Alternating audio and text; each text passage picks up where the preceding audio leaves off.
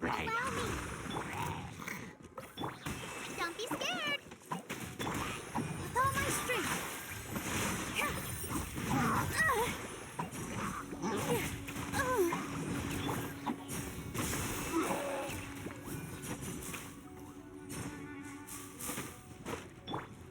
Ready, go! This dance is for you! Rest and rebuild! Yeah! You, Glenn, you're up!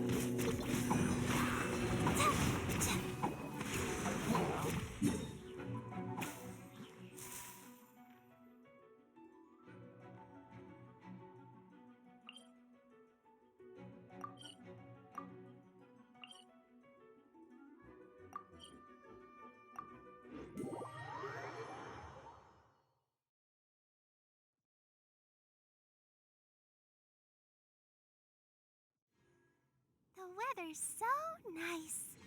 Let's go have a walk around the harbor.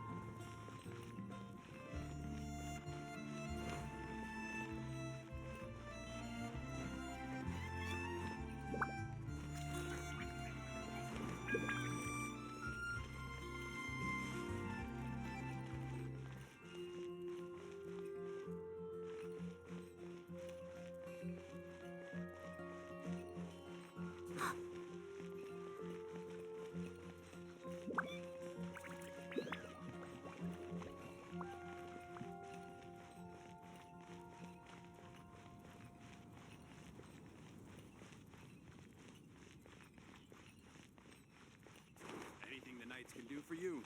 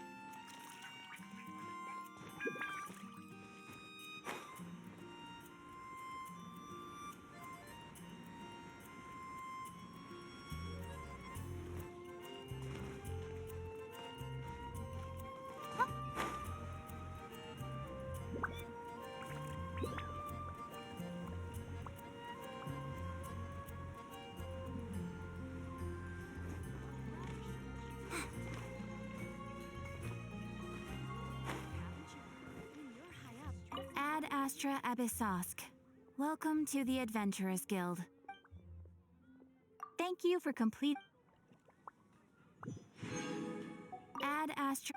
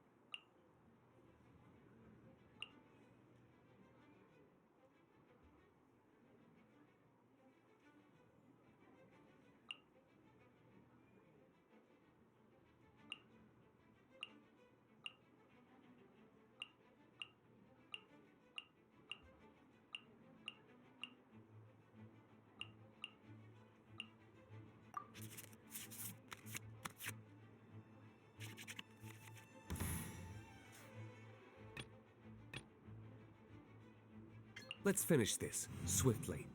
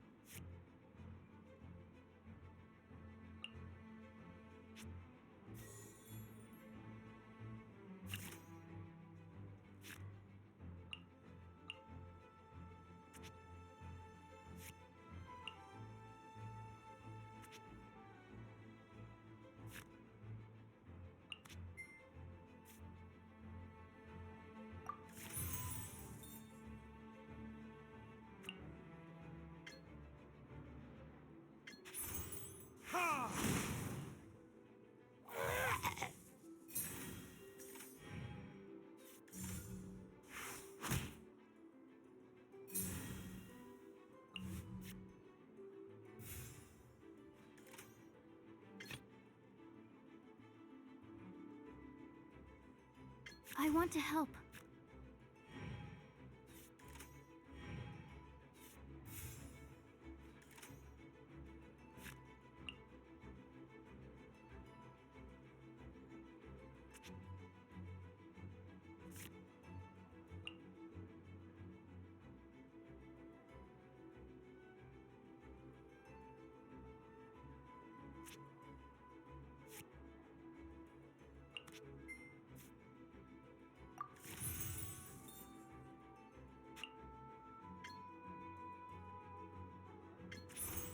Absorption test.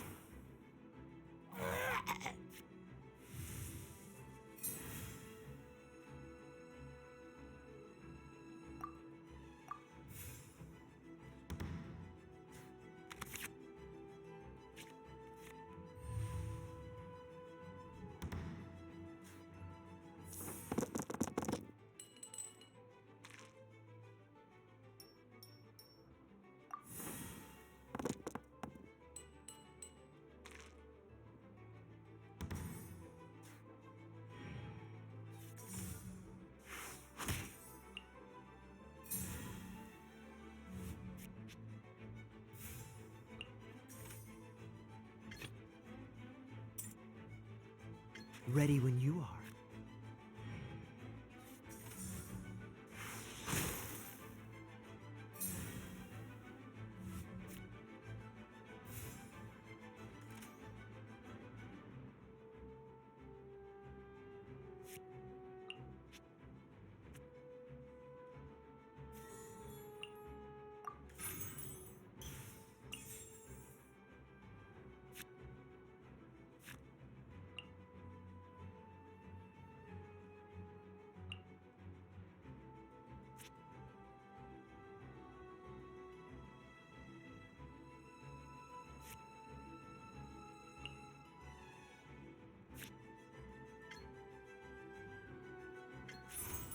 Cool it!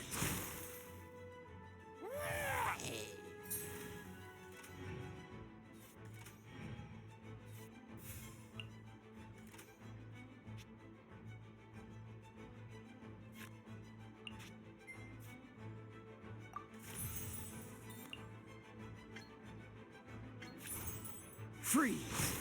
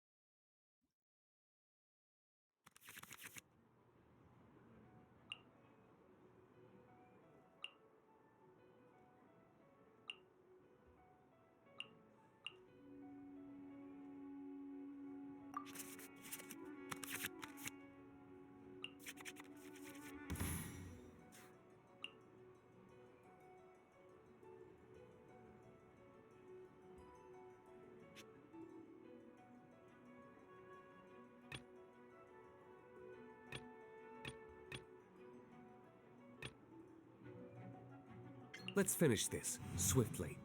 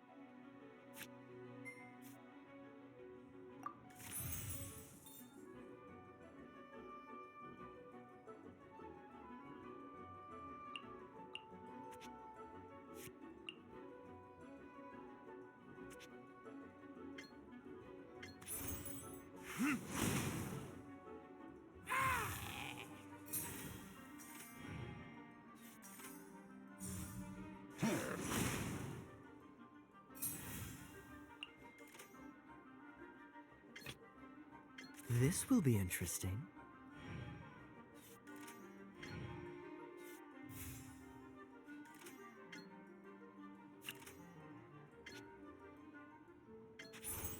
Freeze!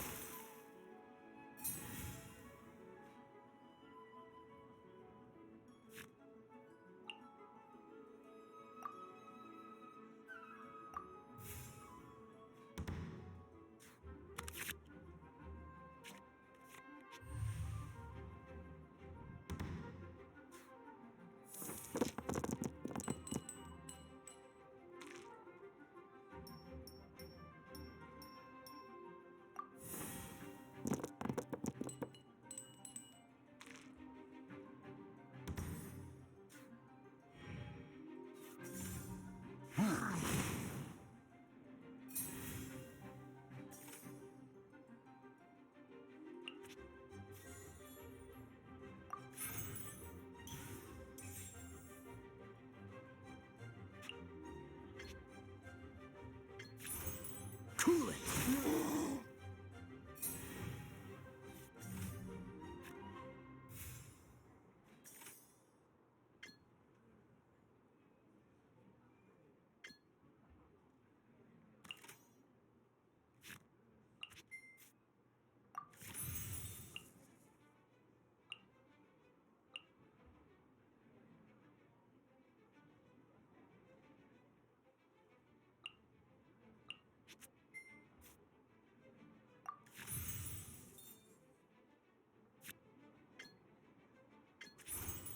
Freeze!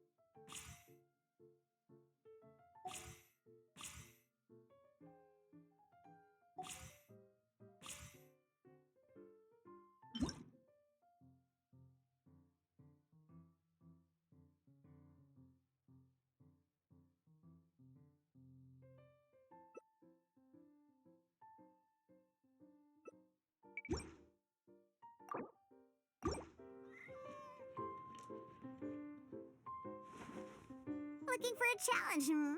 You'll be sorry.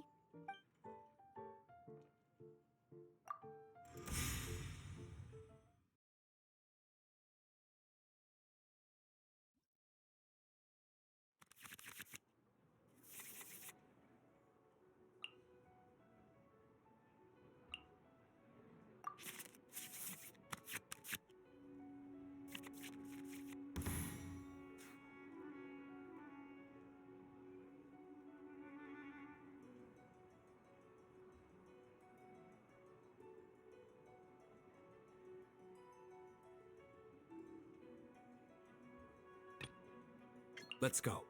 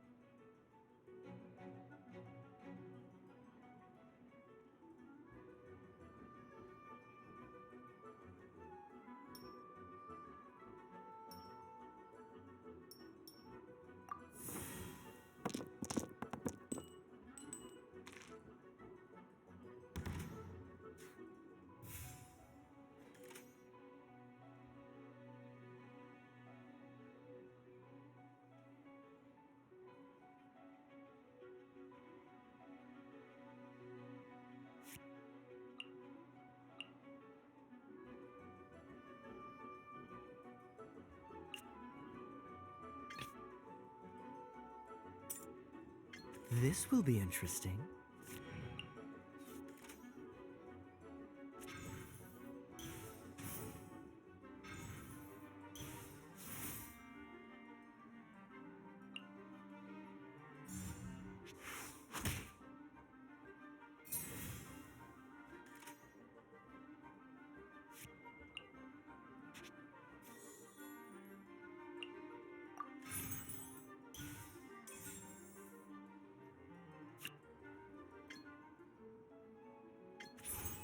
Dodge this!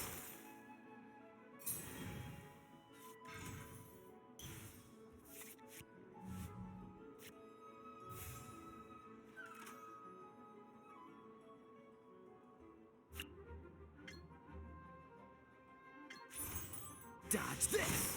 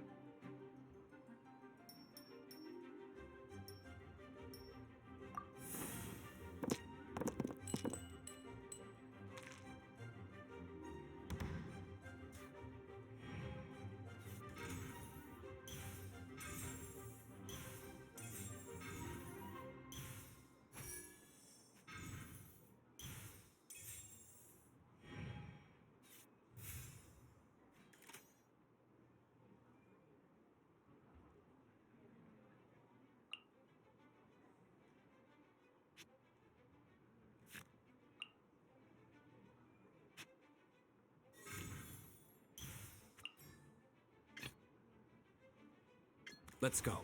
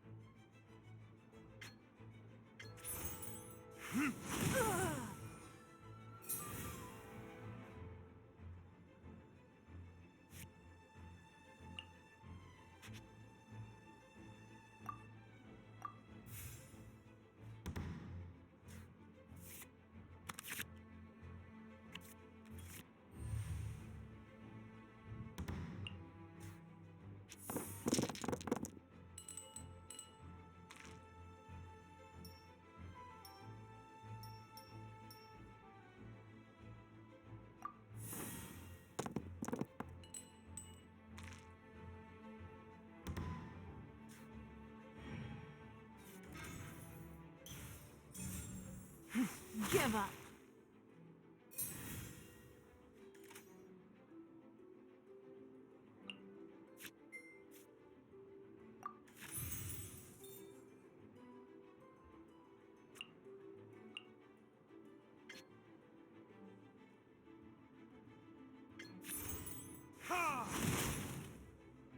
The victor is... Ouch! No way!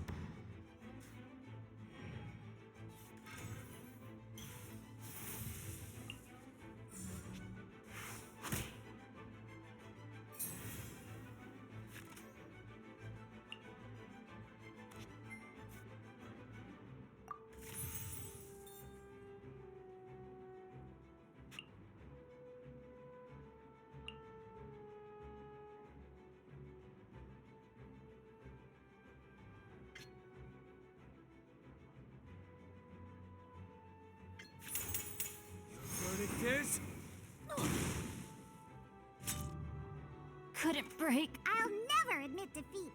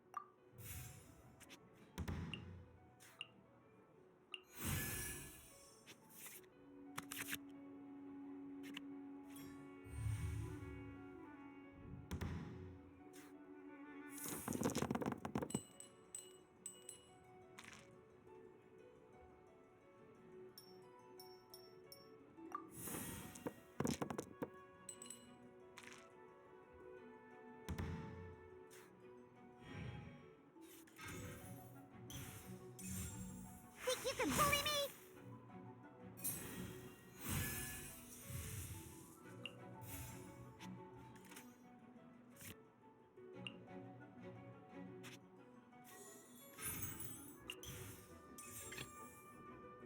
I want to help.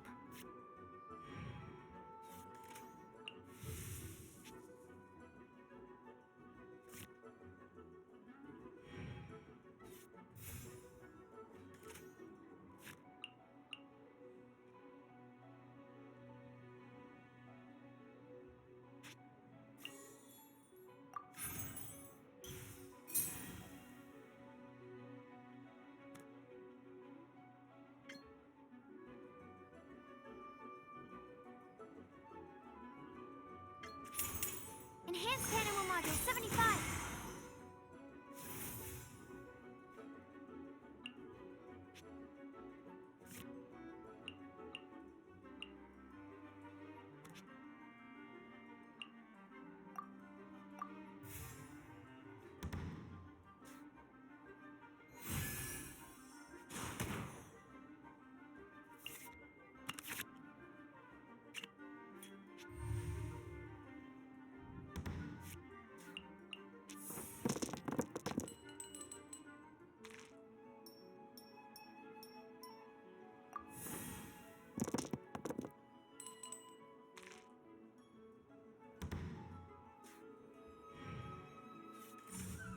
Shaken and stirred.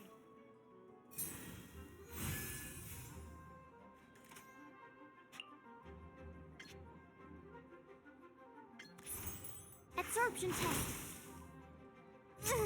Oh, no wine.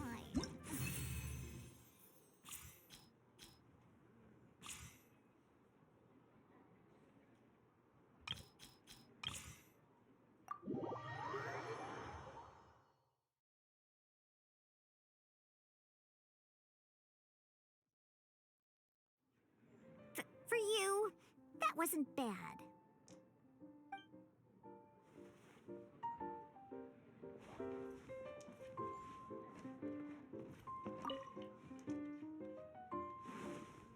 Looking for a challenge, hmm? You'll be sorry.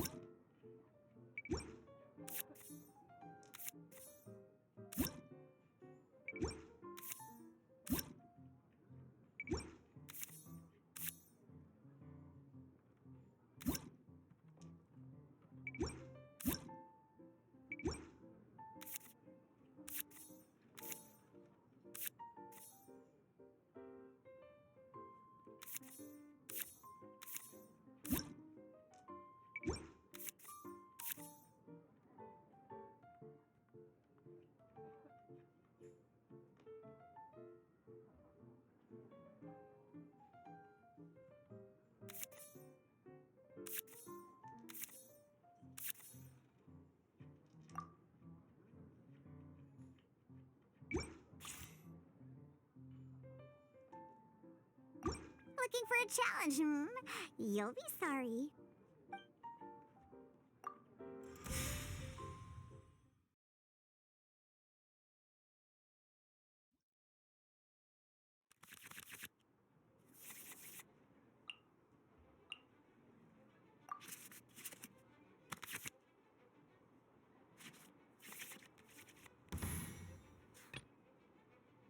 threads of your fate lie in my hands.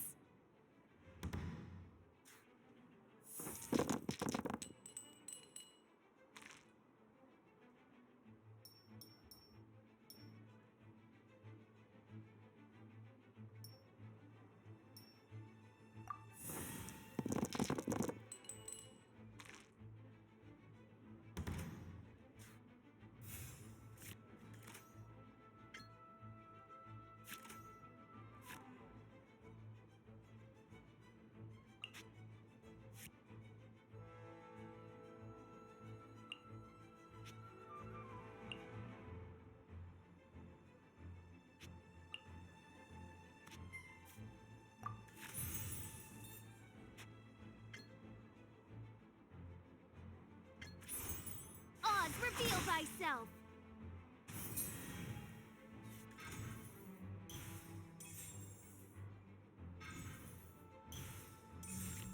Think you can bully me?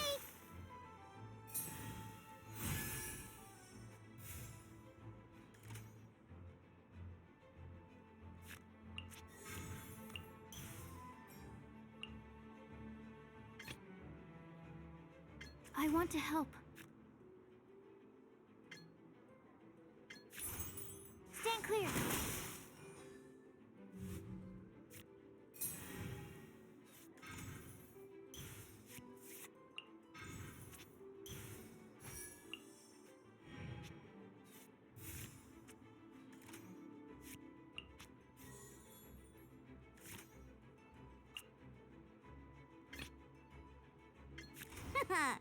Leave it to me.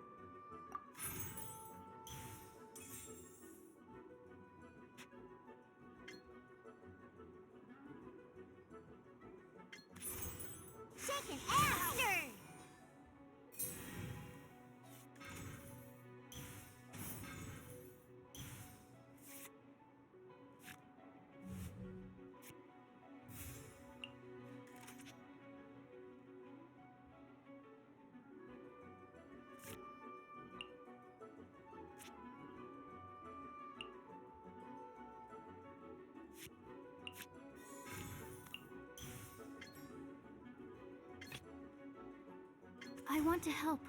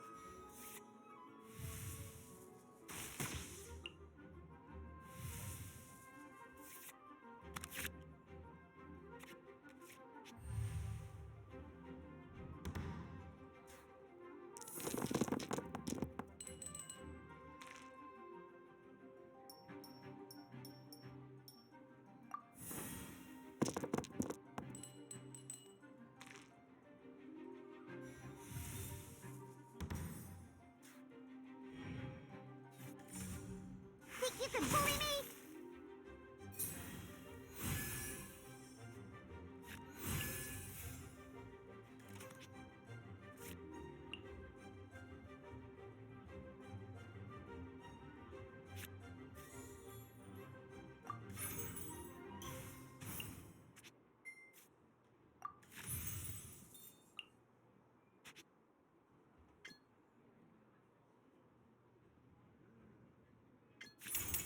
Animal hypostasis emulation!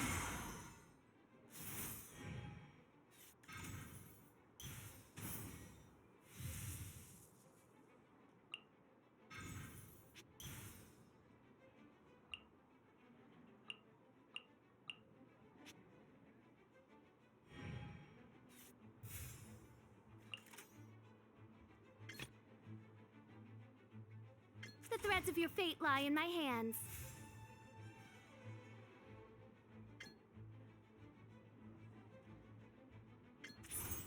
I summon thee!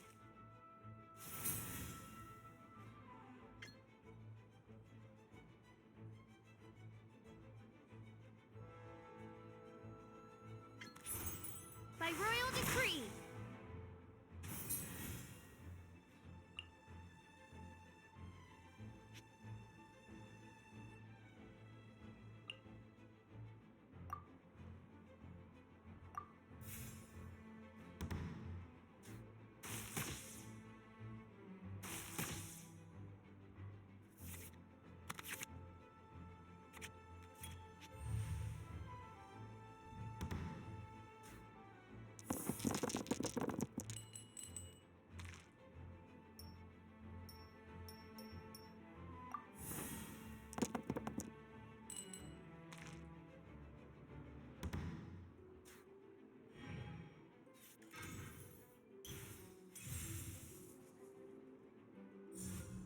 Think you can bully me?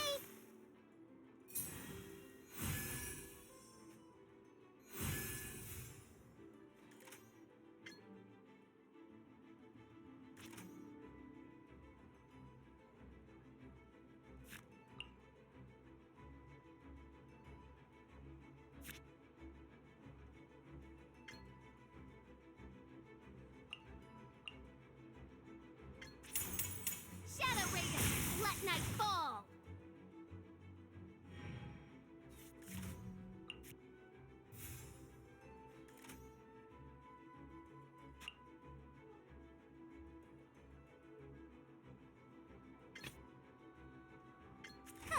Need my help as usual?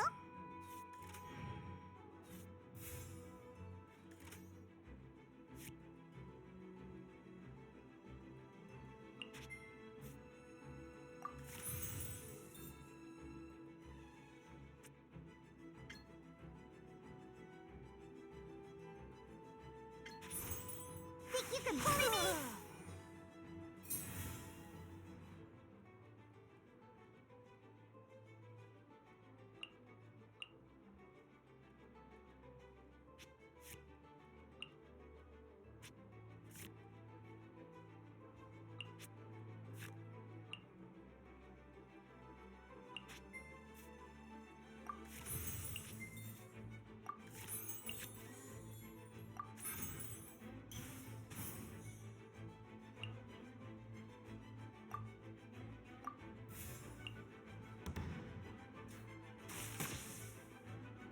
We are all but pawns.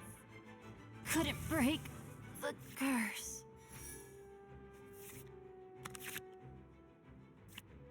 I'll never admit defeat.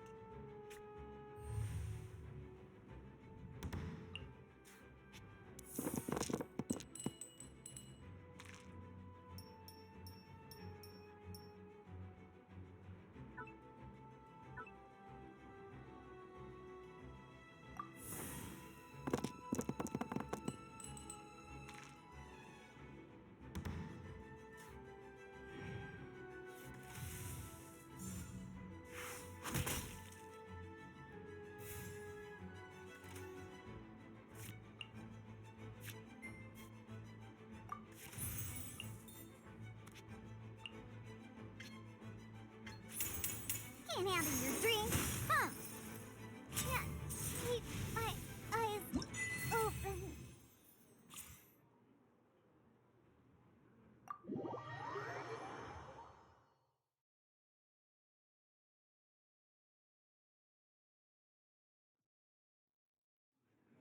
For you.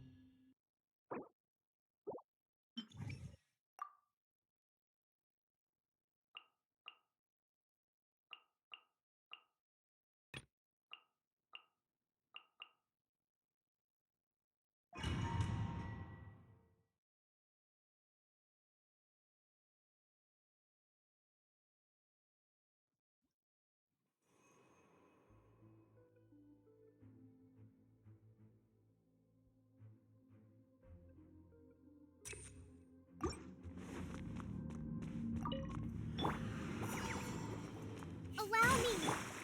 Into the wind. Oz, reveal! Propagate! Clouds high. The birds call.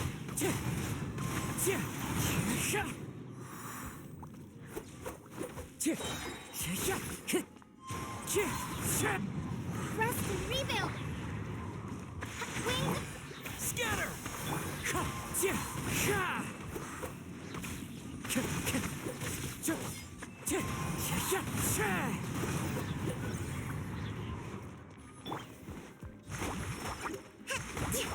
By royal decree! Allow me! The wind knows it. As one with wind and cloud.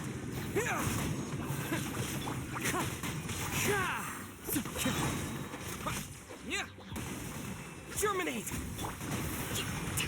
Wind strider. Midnight!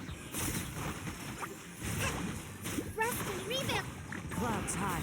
The birds call.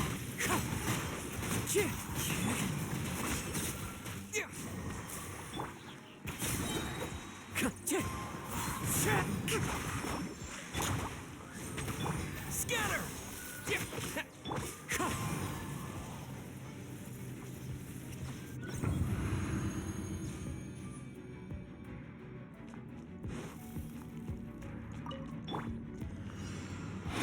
Rain outlines your fate. Solidify! Order guide you! Written in the stars. Higher, higher, hands on fire! Phew.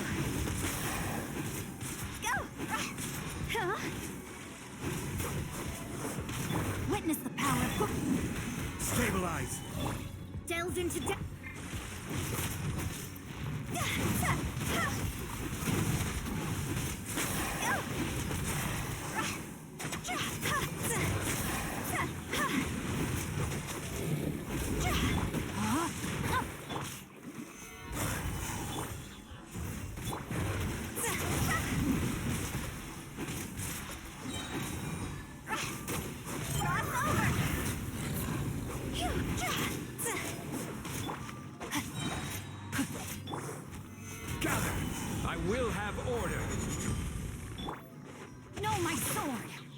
Let me weave you. Fate is upon you. Let me scribe.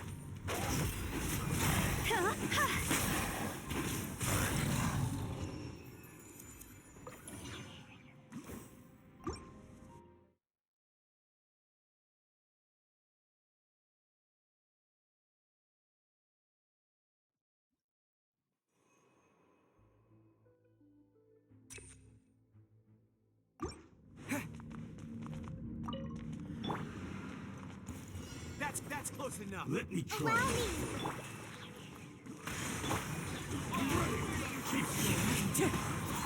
Fallen leaves, adorn my propagate! Spring forth! Midnight Phantasmical. And you! Covenants of the Deep.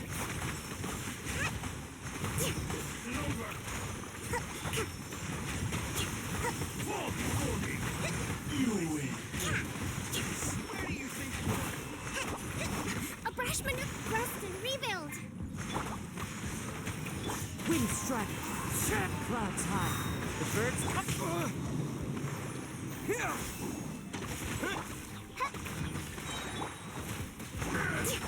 Wings of darkness.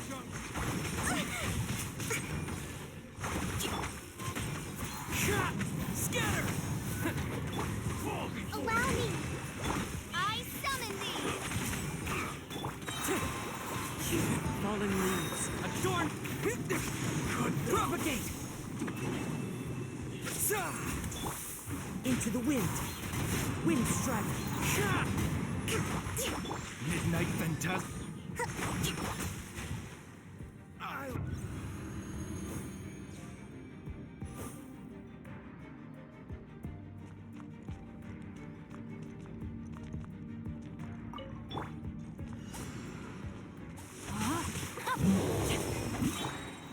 Stabilize. Shadows of fate.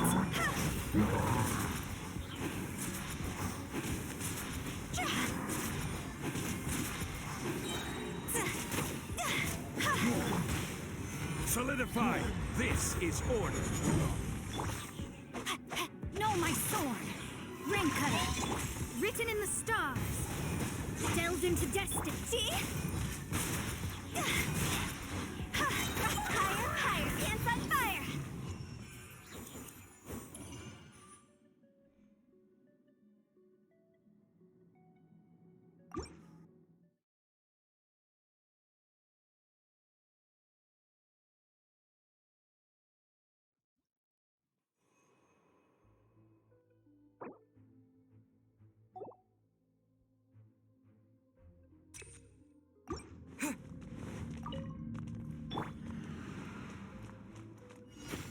You are not Well, rest and rebuild. Oz, reveal that. Clouds high. The birds scatter.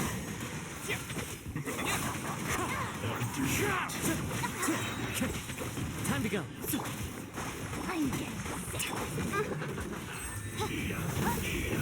This realm is not home for a princess.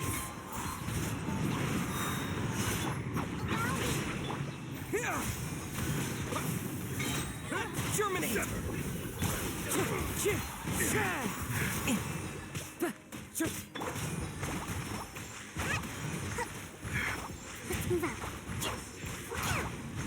Wind strike.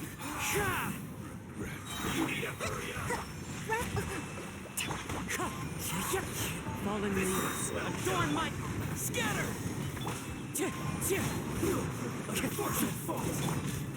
Torrent, bring refuge.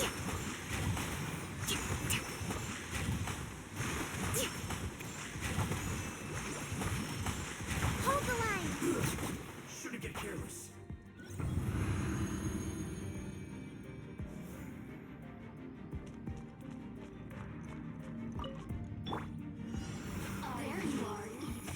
Body and mind. Stabilize. I will have order. Yeah. Blink.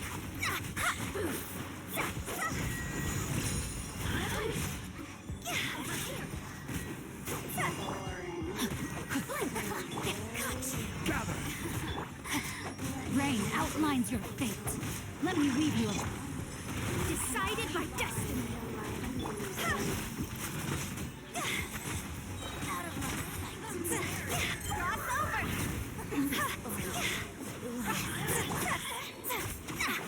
Shadows of... Let me amuse myself a little. This is order. Solidify. Now you've got me worked up.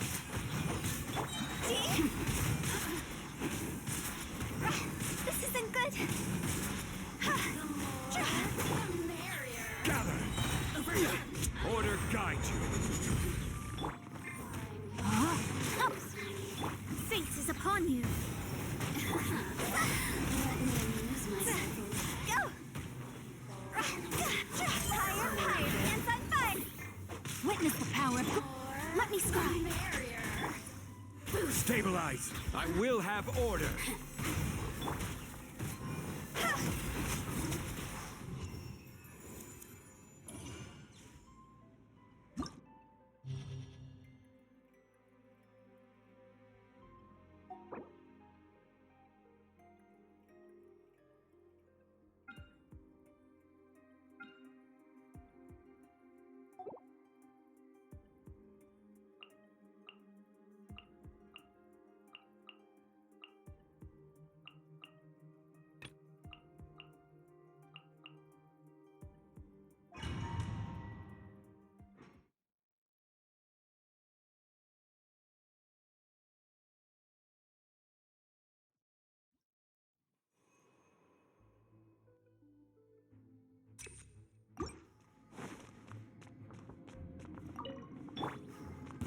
That's close enough. A new punching bag.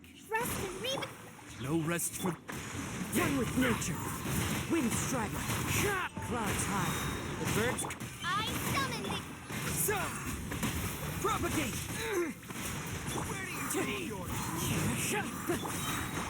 Billowing surge. Sick of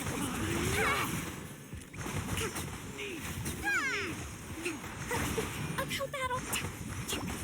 Hold the line. Shadow Raven. A brash maneuver. Uphill battle. Scatter!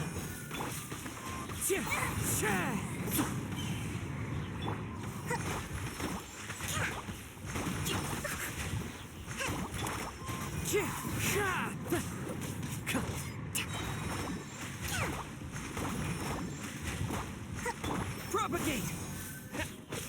Wind strider.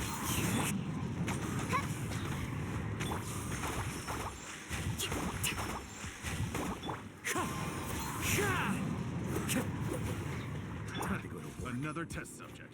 Suffocate! Suffocate! Rest and rebuild. Wings of darkness. That hurts! I'm at the path. Wind strider. Fallen leaves. Adorn my night!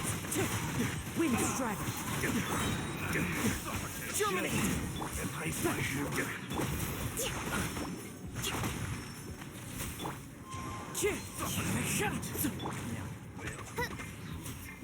By royal. Hold the line. The wind knows me.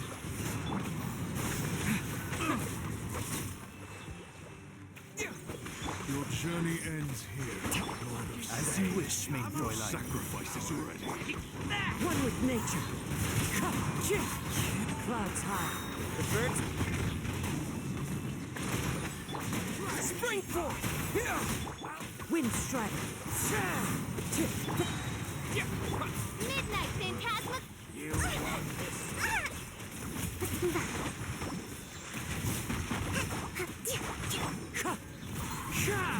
Fallen leaves. Adorn. Wind strider.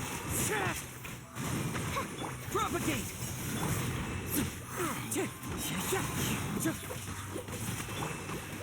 Germinate. Wings of darkness. Torrent, bring refuge.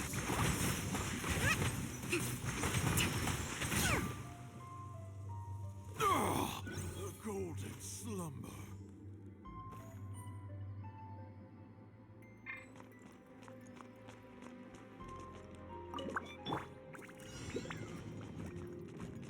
No, my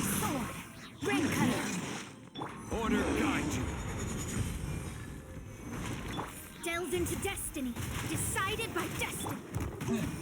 Gather! Joke's over! See?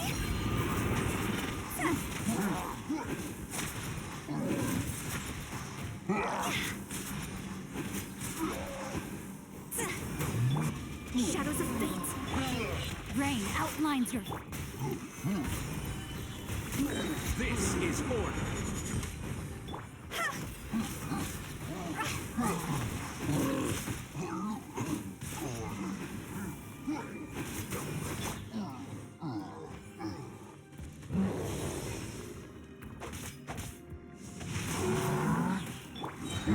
Solidify! Order guide you. Fate is upon you. Let me lead you. See?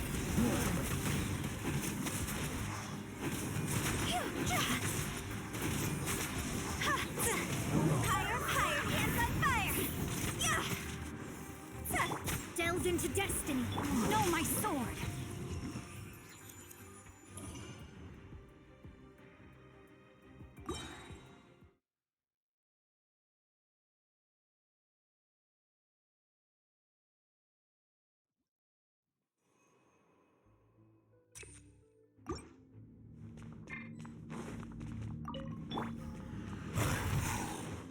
Allow me! Oz, reveal by... Wind strider. Clouds high. The birds.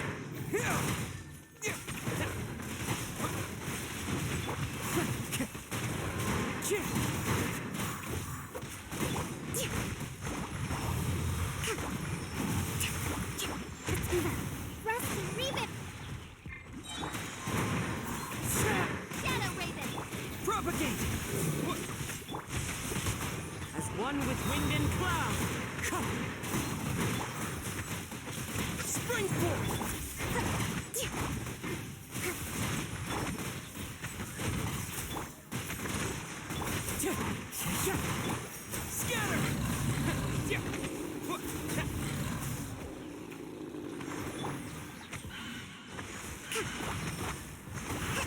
Abrashment!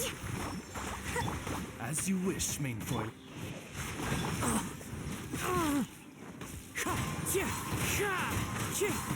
Clouds high. The birds. Hold the line!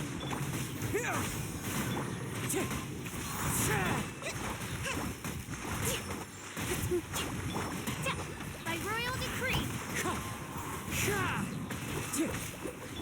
Propagate! That hurts! Wind strider.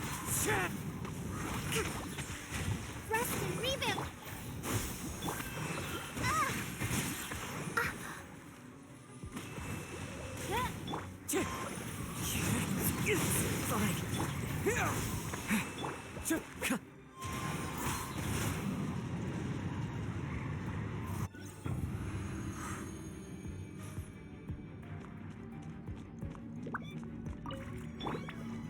Bow before the abyss!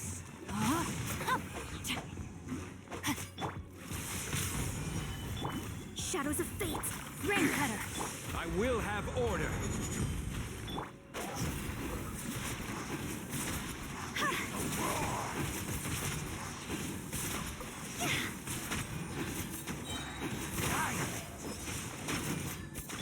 Let me scribe. All life will scarring.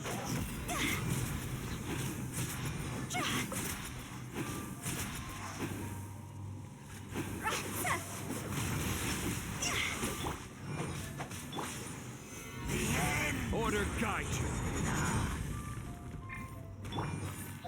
Written in the stars. Witness the power of...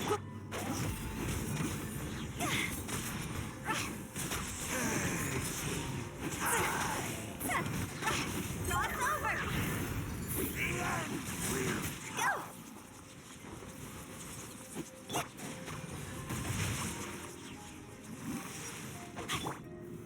Stabilize.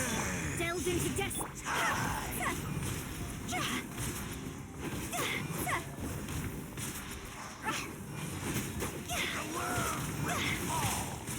Huh? Gather. shadows of fate.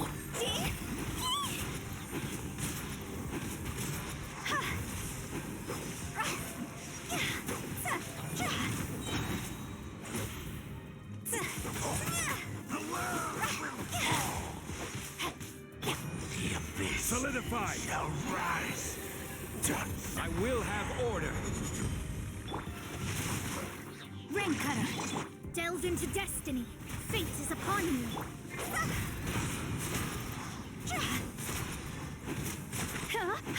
Time to go.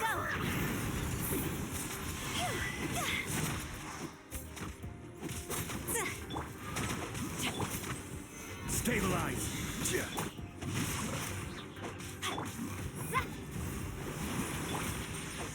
Let me leave you. Order guide you.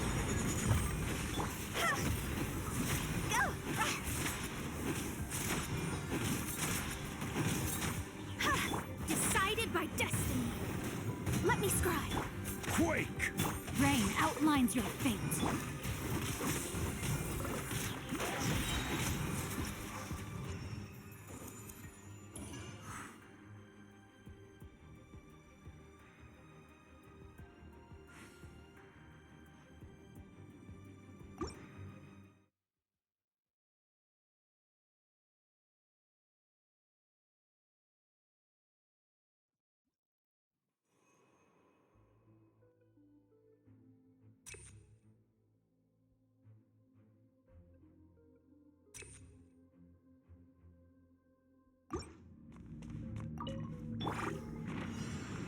Hold the line. Oz revealed by Into the wind. As one with wind and cloud. So, wings of darkness.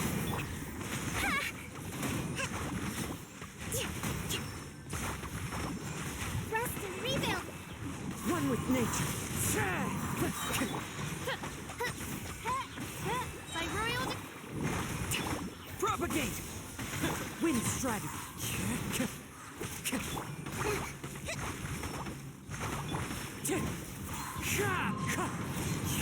Fallen leaves adorn my. hold the line.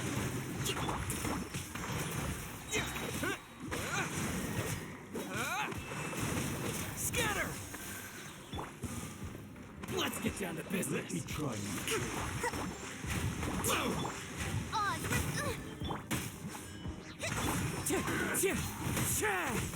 Propagate. Spring forth. allow me. Covenant of the deep.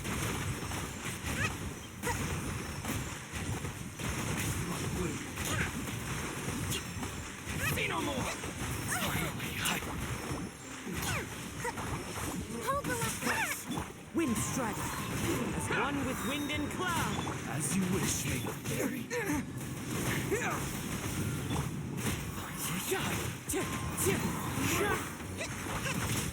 A brash maneuver. Wind strategy. By royal decree. Scatter. Turn. Bring refuge. Rest and rebuild. Let's move out.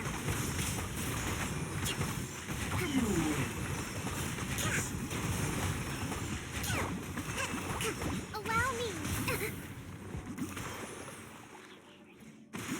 I've got the upper hand. Wings of dark. Covenant of the deep.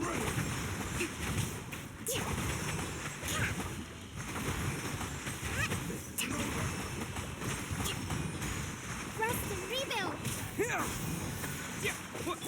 Oz, reveal thyself. Cut down. Like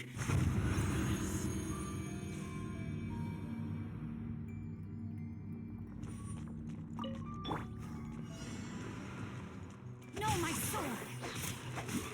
Witness the power. Solidify! I will have order.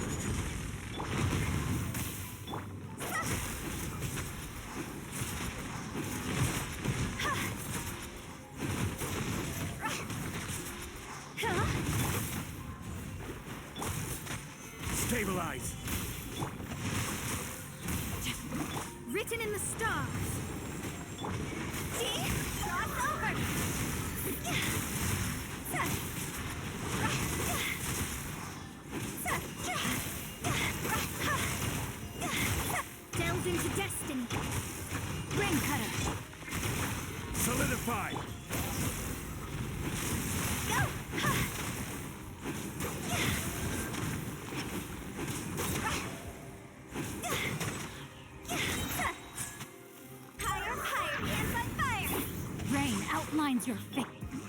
Gather! This is order!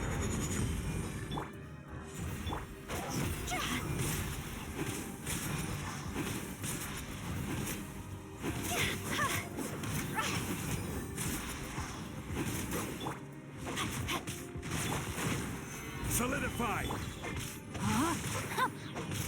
Let me weave you around. Decided by destiny. Let me scribe.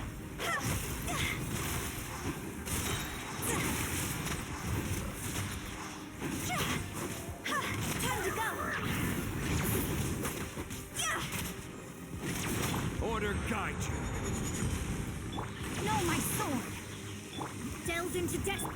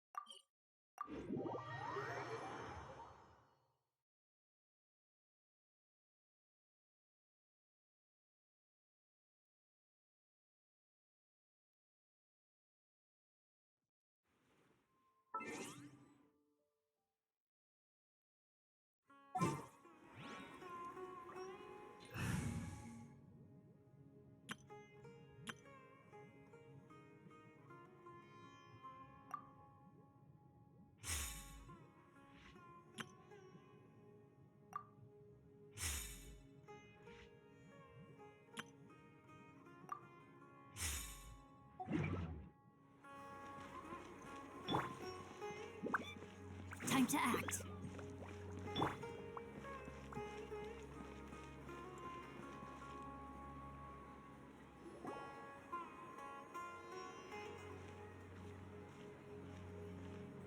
Ad Astra Avisask. We meet again, you two.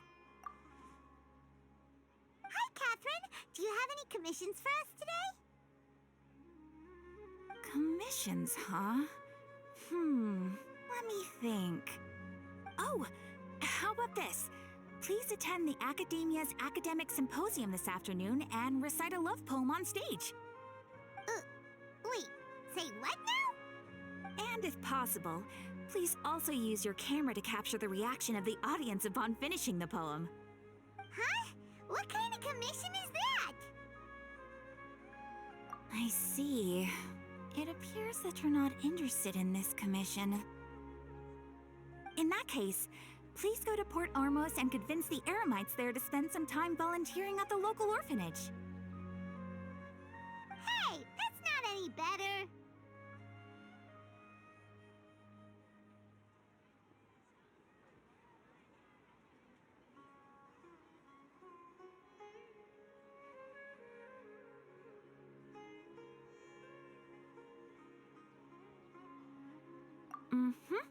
I'm sure the mercenaries will have some interesting reactions as well.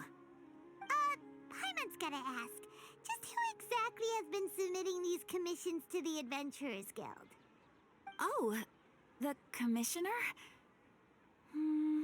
Well, actually, I just wanted to see the two of you in action. Was it so obvious? I was hoping you would actually take one of those commissions. That kind of chance to observe humans doesn't come by often. Ah, so it's Nahida. Paimon just knew Catherine wouldn't crack those kinds of jokes. When did you get into her head? From when she said, Ad Astra Abyssosque? So it's been you this whole time? Are you done resting up, Nahida? Yes. I've been sleeping ever since we parted ways, and I even had a really, really long dream.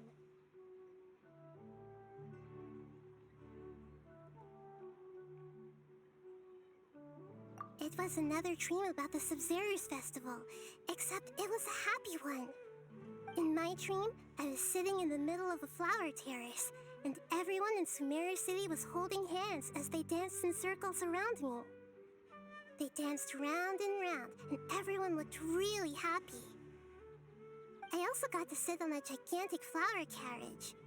Ferris, the Knight of Flowers, raised me really, really high above the ground, and I was throwing an endless amount of Yalda candies at the children. You know, Nahida, maybe your dream is how the Sub-Zero's festival really should be. It's meant to be a joyous time where everyone gets together to celebrate your birthday.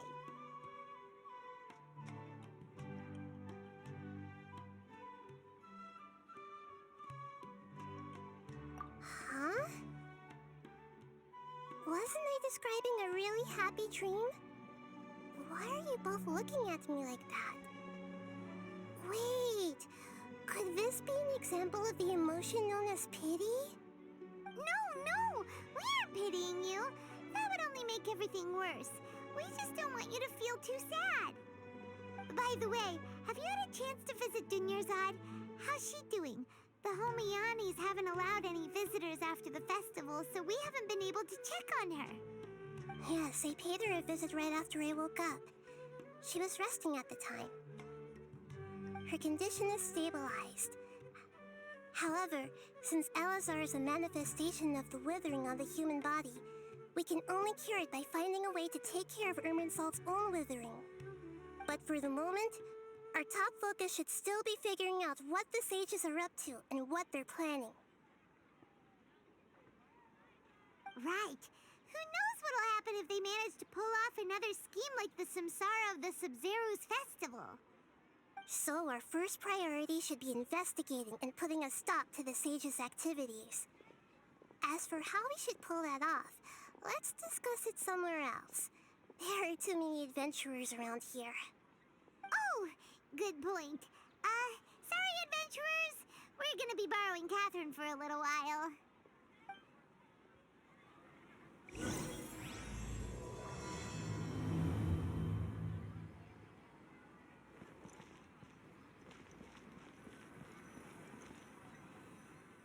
Let's continue our chat here. Okay, so do you have any ideas on how we can investigate the sages, Nahida? Actually, I've already done a little bit of work on that. But for now, I want to hear your thoughts.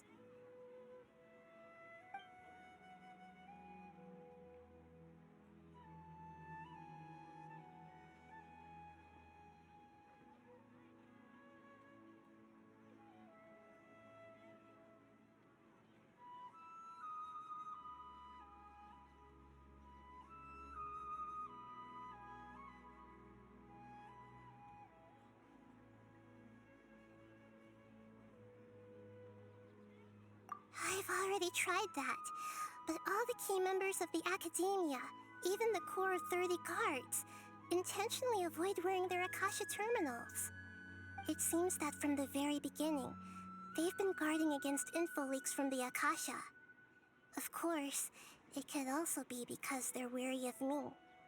Have you already caught the sage's attention? I'm guessing not yet, but distrusting me would make perfect sense if they've ever paid attention to the urban legends about me. In any case, I probably can't take over their minds directly.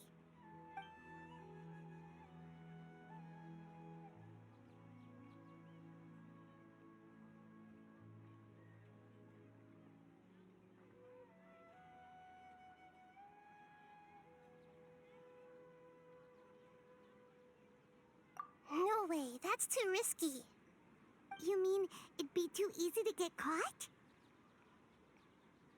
No, it's not that. We shouldn't involve innocent students in this. A single mistake could completely ruin their lives. Doing that would be ignoring the safety of my people for my own selfish goals. How is that any different from what the sages are doing? That's a good point. Spoken like the god of Sumeru.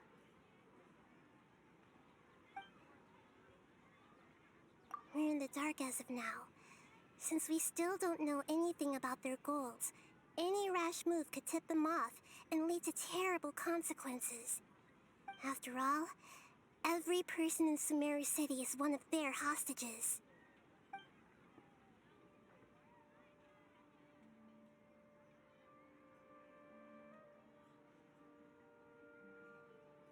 Are we really out of ideas? Nahida, you're super smart, so you already have something in mind, right? Don't keep us in suspense. Spill the beans already. According to a popular theory from the Vahumana Darshan of the Academia, rejecting impractical motions at the beginning of a planning session will give more weight to the actual proposal. Okay, but aren't you the god of wisdom? You don't have to use that kind of gimmick to make us take your ideas seriously. Well, I've been thinking that if I can't directly possess the leaders, and if I can't get ordinary people involved, then I should find someone who's already involved, but hasn't decided to side with the sages. You're saying we should recruit a spy? That does sound like it could work. Oh, before coming back, we met someone named Alhaitham. He seems like he acts alone, and he likes doing stuff behind the Academia's back. They probably aren't in cahoots. Actually, I already have someone in mind. Do you still remember that female scholar named Sitaria? Sitaria. Paimon remembers now. Isn't she the one who's always trailing behind the Grand Sage of the Academia? We ran into her basically every time the Sub-Zero's festival repeated itself. You could even say we're old enemies by now. Paimon still remembers the smug and mean way she always spoke to Nilu. I've always liked observing all kinds of people, and Sitaria has always stood out from the crowd. She was born in the desert and was hailed as their greatest genius. Her academic gifts allowed her special admission into the Academia, and also gave her the opportunity to serve as the sage's assistant. Oh, Paimon didn't know she was from the desert. She must be pretty special then. Paimon feels like most of the desert dwellers around the city are working as mercenaries. The name Sitaria means star. When she lived in the desert, she shone like the brightest star in the night sky. Later on, she was chosen by the sun. The star was given a place in the daytime sky to complement the sun's dazzling light. Soon after, the star witnessed the sun scorching the earth, which brought forth many disasters. The star began to waver. Instead of staying beside such a sun, wouldn't it be better to return and light up part of the night sky? But in the end, she couldn't give up the radiance of daytime. To cope with her shame, the star buried her guilt and closed her eyes.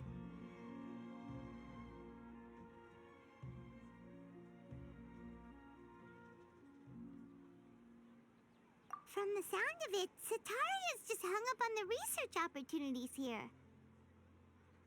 But she doesn't really support the academia.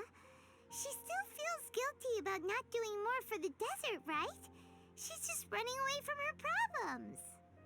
Indeed. When they are presented with complex moral issues, many people will simply plug their ears and go with the flow until the problem can't be fixed anymore. She's suppressing a lot of guilt, but before she realized it, she had already become the sage's accomplice. She can't deny her part in their schemes anymore.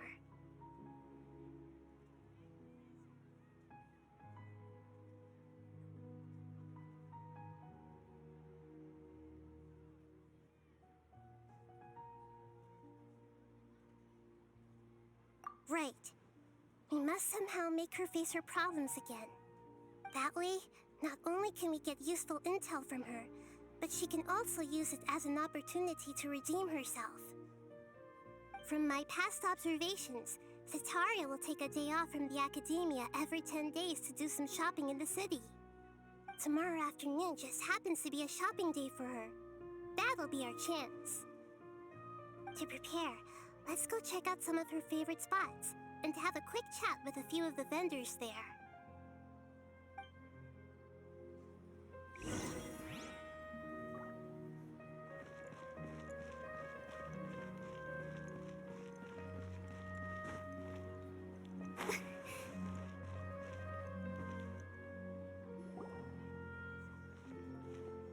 This should be Sataria's favorite fortune-telling spot.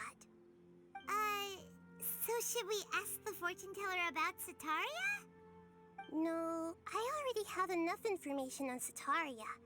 The most important thing now is for you to pay attention to the vendor's talking style and key characteristics.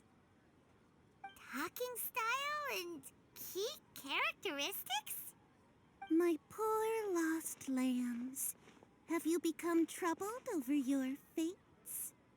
The divine voice of wisdom often echoes between mine ears. If thou be blessed today by the gods, I may be able to show you the way. Huh? Really? Nahida, you've been whispering things to her? Shh.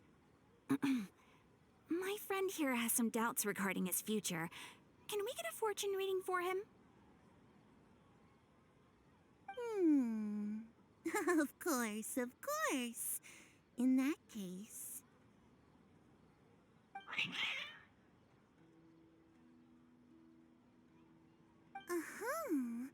It would seem that Harut and Marut are quite wary of you. Perhaps, at some time in the past, you have somehow offended the gods. Only mocking the god of Animo, questioning the lord of Geo's financial savviness, and brawling with the god of Electro. Do those count? Oh, nothing. Go on, pick an aspect for her to divine.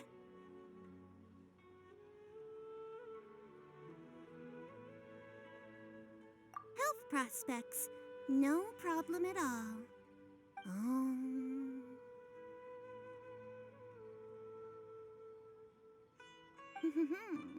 The gods have spoken. The truth shall be revealed. Your life shall continue on for many tens of thousands of years?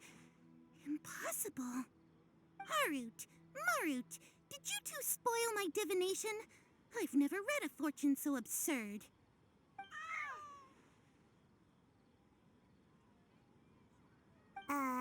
Actually, Paimon thinks this is probably the most accurate fortune-telling you've ever done. I admit that the orientation of today's celestial matrix is suboptimal. As such, there will be no charge. Is that so? Well, that can't be helped. If you were to bring some food offerings for Harut and Marut on your next visit, perhaps they could help you reverse the wheels of fate.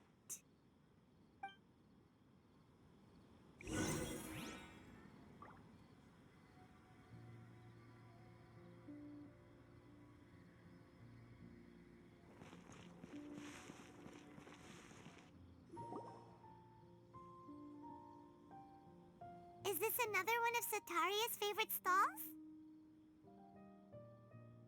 Yep, it belongs to a king. His father helped Sataria a lot when she first moved to Samari City, so she still comes by whenever she has time. When I start talking with him, listen carefully to the details of our conversation. Ah, dear customers. Would you like to look at some pottery? We caught wind of your great craftsmanship, so we specifically came to take a look. Oh, I recognize you. Aren't you Miss Catherine from the Adventurers Guild? Sounds like I'm in for some big business. Speaking of, where did you learn this trade? I suppose you could say it all started with my dad. He's a mason by trade, but I picked up an interest in clay while apprenticing for him. After that, I began making pottery by myself in secret, and I simply changed trades when my works turned out well. Although it's a pity that I'm no longer making much use of the knowledge provided to me by the Akasha. That's nice. You're making a living doing something you love. So is your father still working as a mason? Oh no, not anymore. A few years back, he fell from a roof and broke his leg. Since he had already saved enough mora over all these years, he's just enjoying the retired life in Port Ormos nowadays. I see. We wish him peace and happiness in his retirement. I'll have someone in charge of logistics at the guild come by another day for some goods. We'll leave you to it. Take care now. No problem. Rest easy, all our goods are sure to meet your every need.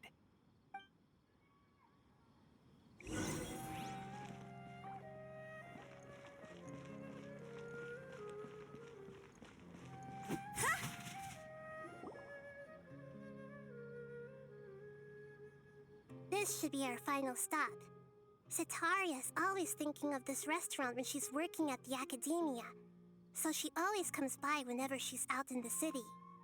Nahida, you've really thought of everything. It's my duty to protect Samari's citizens, after all. Hi there. I feel like I've seen you down by the docks before. Huh? Sorry, I don't quite remember. If I recall, you were having a discussion with someone about shipbuilding at the time. Ah, that's right! I've always been really interested in feats of marine engineering. After all, I grew up in Liyue Harbor and spent my entire childhood staring at the ships going in and out of the port. I came to Sumeru to study, but failed to make it into the academia due to my lack of talent. But I'm still discussing all kinds of problems with different scholars, and I'm continuing to study and perform research from the restaurant's basement. I'm sure I'll get into the academia after their next round of exams. What an admirable spirit for learning. Amazing.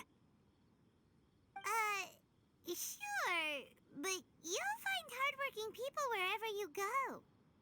So this restaurant has a basement as well? Huh. First I've heard of it. That's right. It's not usually open to patrons. Most of the time, employees use it for breaks or to hold private events. I see. Yes, that makes sense. Well, good luck with your studies, Miss Chishan. Thank you so much. As long as I can make it into the academia as an official student, I'll be happy.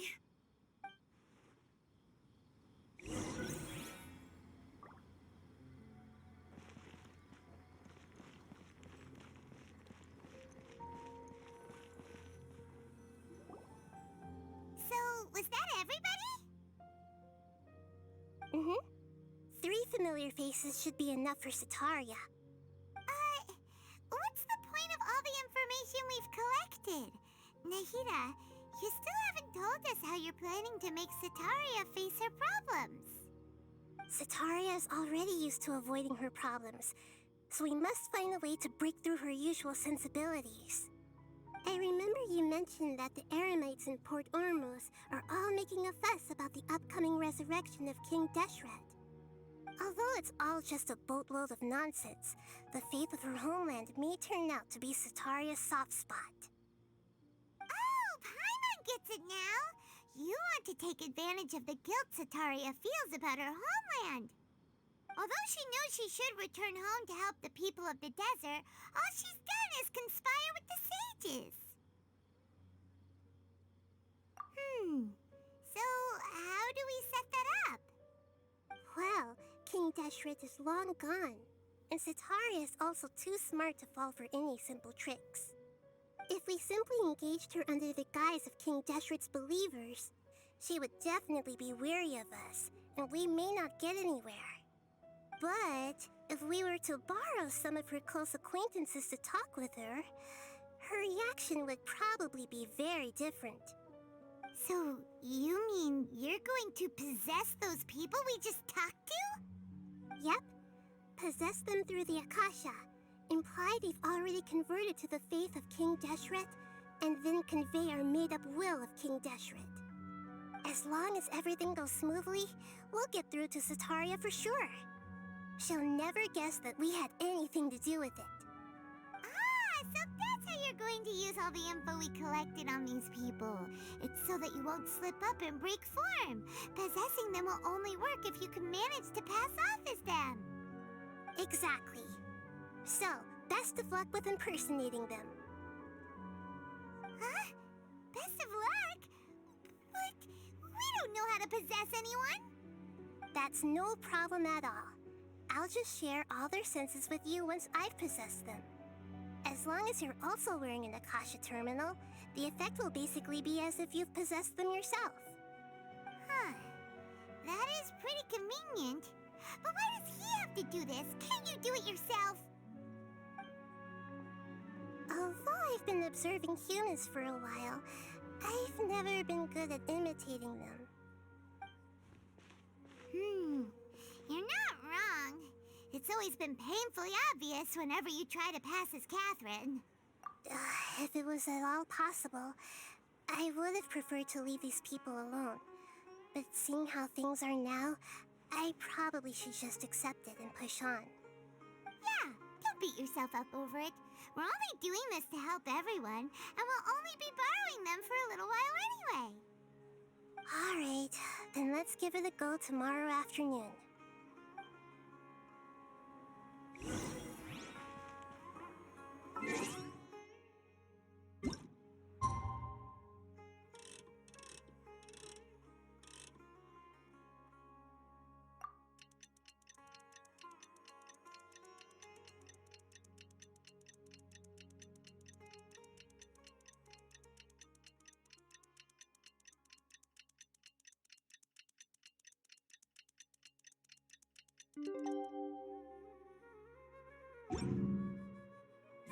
Silly churl, Billy churl, silly Billy, hilly churl.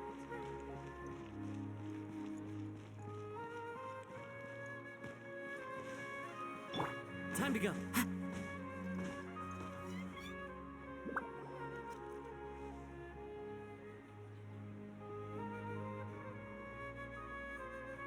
Oh, here she comes. Sataria's here. Let's quietly follow her.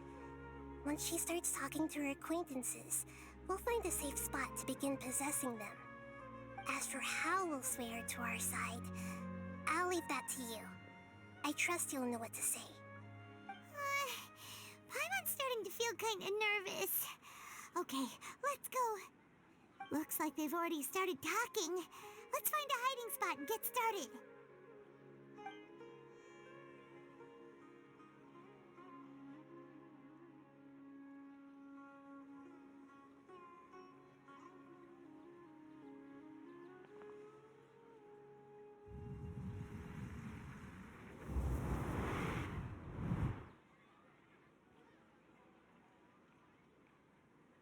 That's right.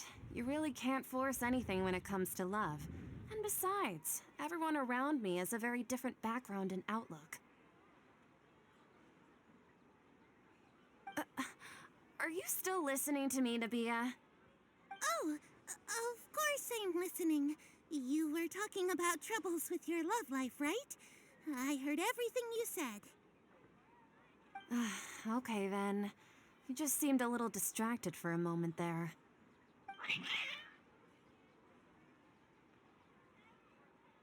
Strange. Your cats seem pretty worked up. Is something wrong? I always thought they were quiet, happy kitties. Oh, what are their names again? Ah, that's right. They are just little darlings, aren't they? Harut and Marut. So, which fortune do you want me to read for you today? You must have come for another echo of the divine voice of wisdom.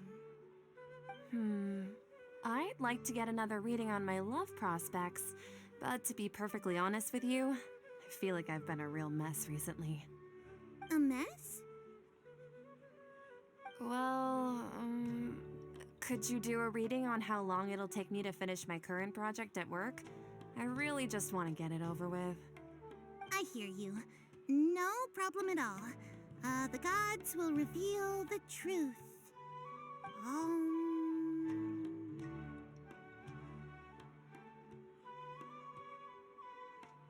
The gods are asking, Setaria, why haven't you gone home? Why haven't I gone home? Do the gods really know everything I've been thinking about? Setaria, why don't you just go home? It's a demand now instead of a question. The gods seem to be truly upset. I'm sorry. I know I failed the gods. Please pass on my most sincere apologies and ask for their divine forgiveness.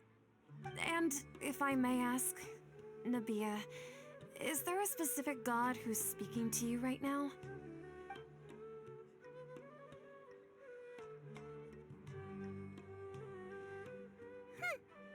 What an inconsiderate and naive question. The god who is speaking to me is, of course, the wisest and mightiest of all, King Deshret. King Deshret? No wonder he would make such a demand of me. Wait a second. King Deshret passed away a long time ago. Even though news of King Deshret's resurrection has been spreading like wildfire, it's all just a misinformation campaign from the academia. How can King Deshret still exist in real life?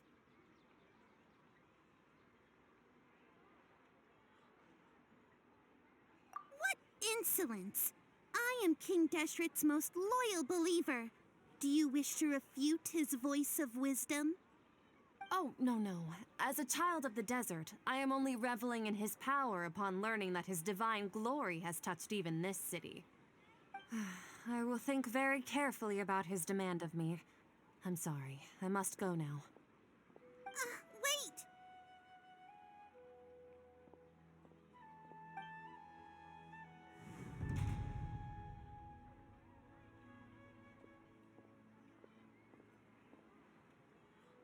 Whoa! She just ran off in a hurry. She looked pretty upset, too. Well done. Setaria didn't seem to suspect anything amiss. To have something she's been trying desperately to avoid show up out of nowhere and berate her, that must have shaken her to the core. Aw, Nahida, it seems like you understand human emotions really well after all. All I know are some abstract Harava-taught theories. And in any case, my time with you has shown a lot of them to be utterly useless. I'm still trying to make sense of everything. Anyway, enough of that. Let's hurry and catch up to Setaria. He's out of Keems now, right on cue. Let's get ready to possess him right away!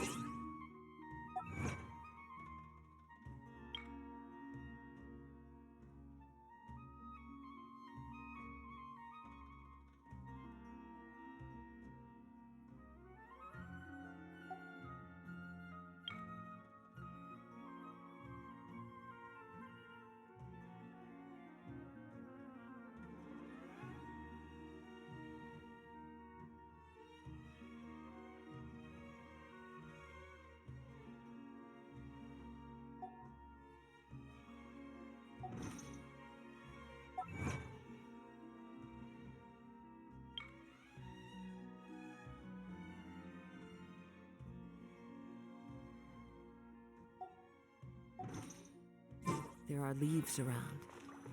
And I know just the...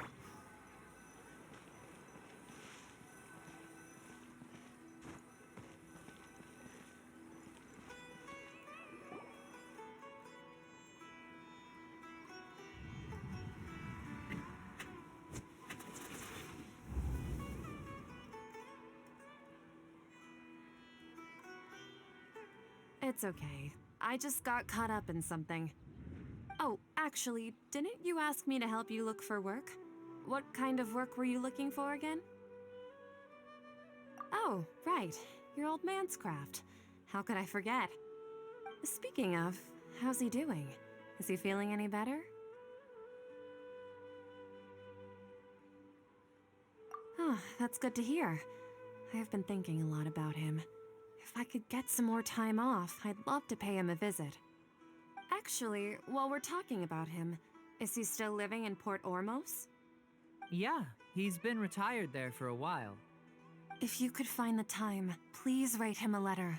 Let him know that recently, faith in King Deshret has taken root in Port Ormos and has begun to spread across Sumeru.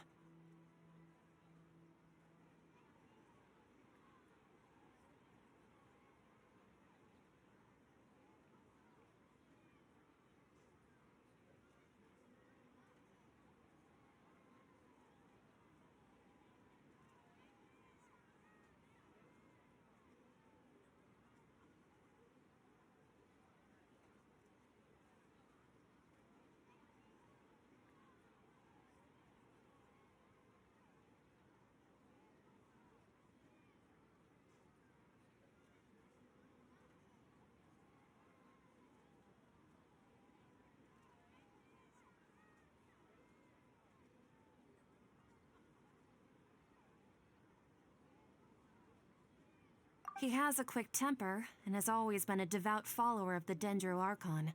I don't want him to get into a fight with those King Deshret believers because of a difference in beliefs. Oh? So, who are you siding with in all of this?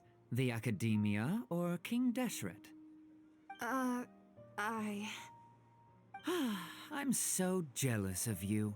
You were born a child of the desert, yet you chose to betray King Deshret, and now you spend all your time with those crooks from the Academia.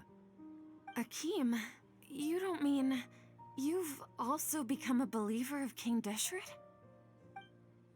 What's so strange about becoming a believer of the wise King Deshret? In fact, aren't you the strange one? The one who still can't pick a side? Can't pick a side? Me? Whoa! Paimon had no idea you'd be so good at this! You really zeroed in on the issue and put it right in front of her. It might feel a bit overwhelming for Sataria. But once everything is over, I'll be sure to pay her a visit to her mind and explain everything. Anyway, let's keep going.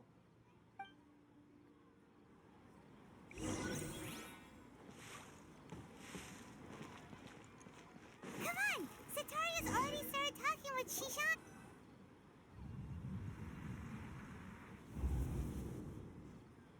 So, Shishan, have you noticed anything weird in the city lately?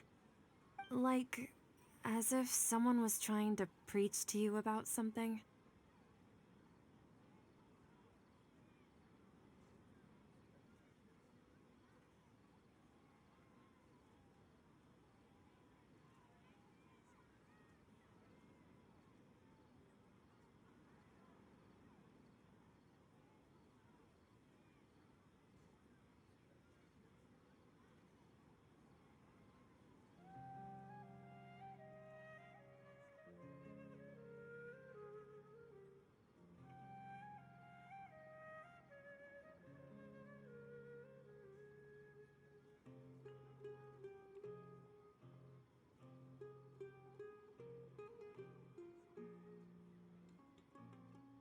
Oh, right. Speaking of strange things, I celebrated the Sub-Zerus festival so many times that I lost count. That was really weird. Wait, how could you be aware of that? That should be impossible. Nothing in the report indicated anything like that. Are you still failing to realize that the Academia's lowly tricks could never deceive all of Sumeru's citizens? Shishan, don't tell me that you've converted to King Deshret as well. What an absurd question. You make it sound like I should be ashamed for becoming a believer of King Deshret. In reality, shouldn't you be the one who is ashamed? You, who worked side by side with the Academia and treated people as nothing more than experimental subjects? Please, please stop! Even now, Satari is still trying to run from her problems. She can no longer justify everything to herself. Hey, she's trying to talk to the guards! What should we do? This is the most important part of all. Quick, get ready. Mercenary, you're a member of the Corps of 30, correct? Please help me pass a message to the Matcha right away. The situation in the city is getting out of control. Please, try to remain calm, miss. Tell me what's happening in the city. Heretics are infiltrating the city, and they've already converted many residents to their side. Heretics? What kind of heresy are you talking about? King Deshret! Many people I know have suddenly started believing in him, but he's long dead. It's impossible.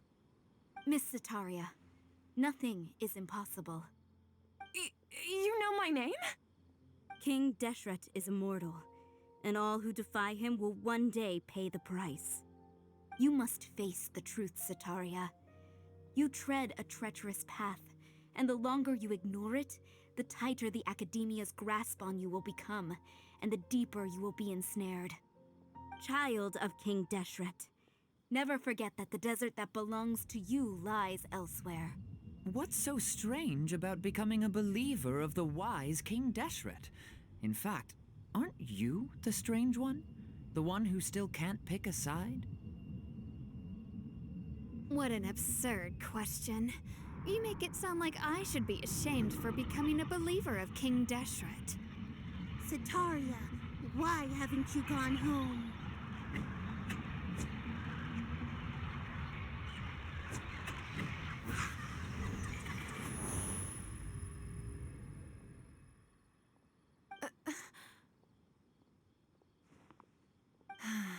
It seems that no matter where I run, I only keep finding more believers of King Deshret.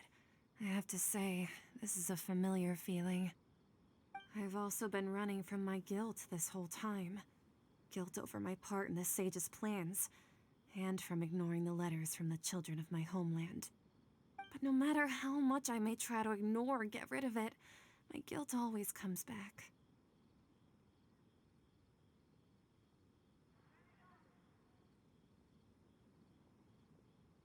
You won't necessarily lose your research opportunities by facing the truth. Besides, did you really want to conduct your research while carrying such heavy feelings of guilt? How do you know me so well? Are you truly just a believer of King Deshret? Or are you the god himself?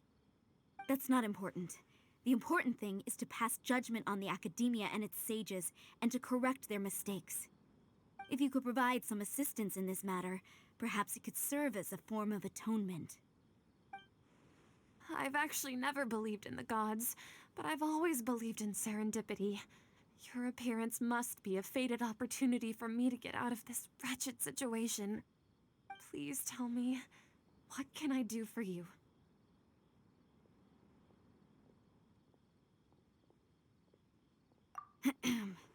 How much do you know about the sage's current activities?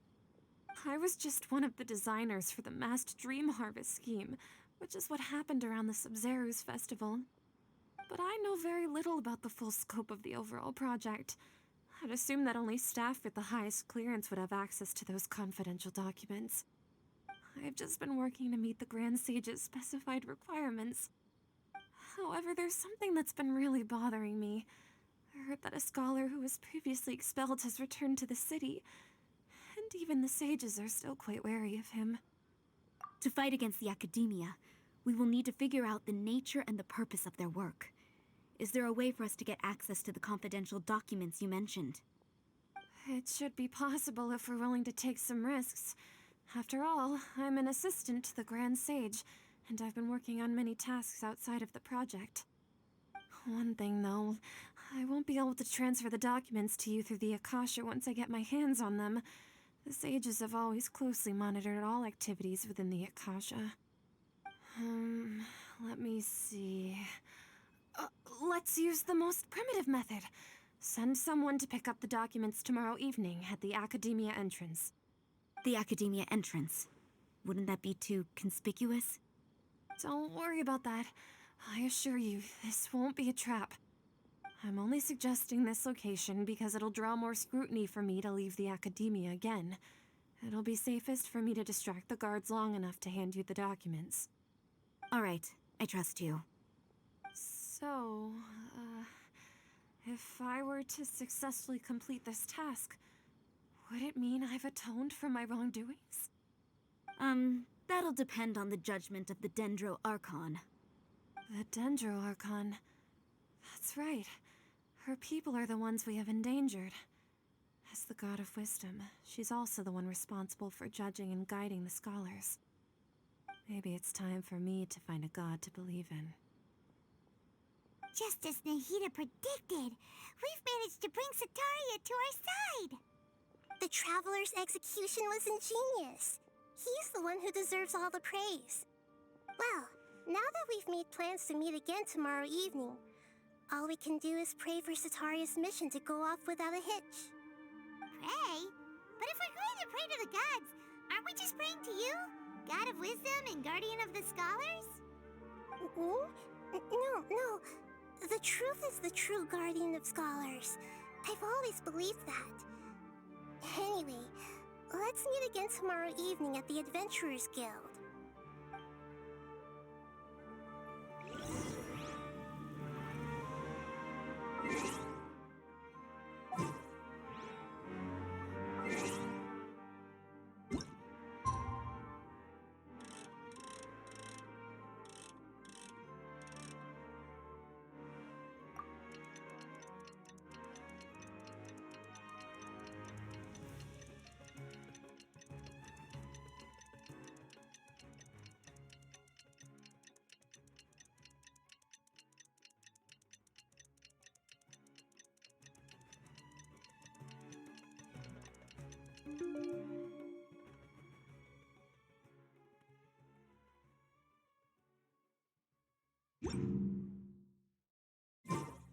Silly churl, Billy churl, silly Billy, hilly churl.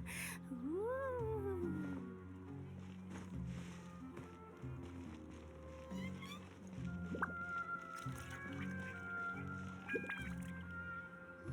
Catherine, we're here! Oh, you are the other Catherine, right? That's right. I suppose I'm the other Catherine in your mind.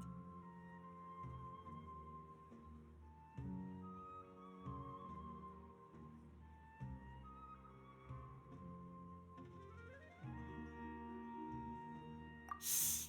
We're on a secret mission tonight, so we need to protect Catherine's identity. Yep, Paimon's right.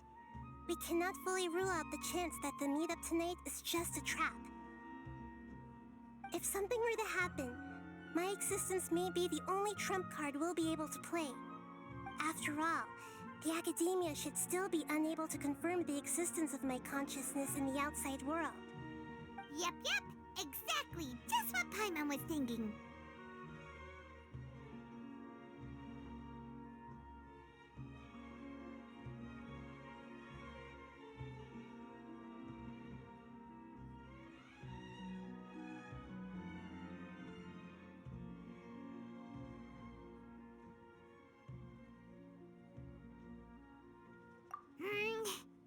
Anyway, enough about that. Let's just make sure to be on our guard.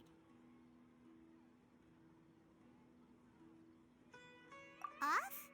What do you feel is off? It's the middle of the night. Of course it's quiet. You're not getting paranoid, are you? No, I think he's right. It really is a lot quieter than usual. If you look around, there seems to be fewer people on the streets. not sure if this is the case for the entire city, though. Huh.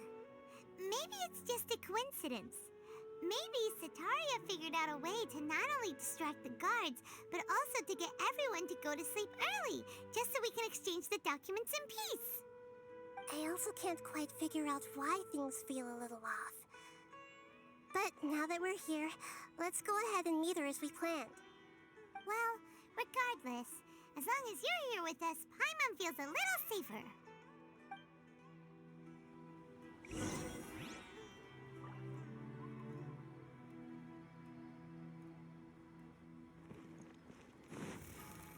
Huh. There really aren't many people out right now. Let's hope it'll be this quiet in front of the Academia, and that Sataria managed to distract all the guards.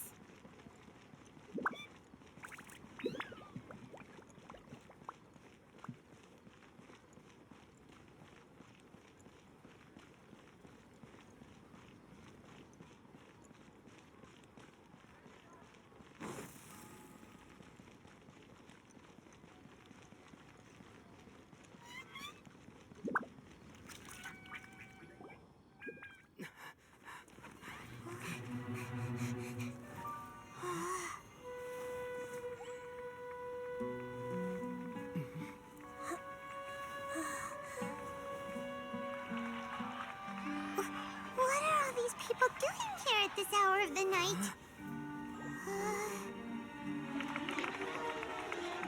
Ah, the triumphant hero returns at last. And to a rather spectacular welcome, even if I do say so myself. You're the outcast, expelled from the Academia. Indeed I am. Although these days they tend to call me the Doctor.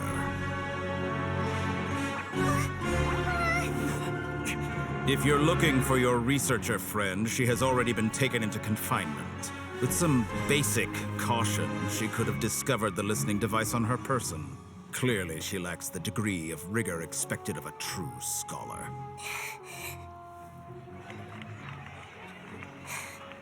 The people of Sumeru City. What have you done to them? I simply made some minor adjustments to their Akasha terminals. Now they can deposit information directly into the subconscious. As you can see, all these lovely people now believe this traveler is a hero who has just saved the world. My experiment is a success. And now it seems they can no longer hold back their sheer adoration. Oh no! What should we do? These are all just regular people! Leave now. You need to get out of here. What? That guy's a Fatui Harbinger! We can't just leave you here! Nor can I abandon the people of Sumeru.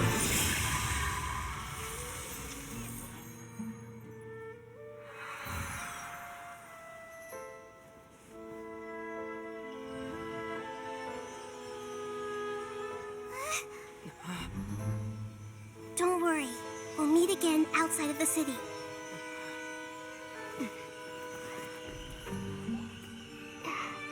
I see. You appear to have overridden their mental faculties with your own consciousness. To possess such a powerful mind, you must be the god of wisdom.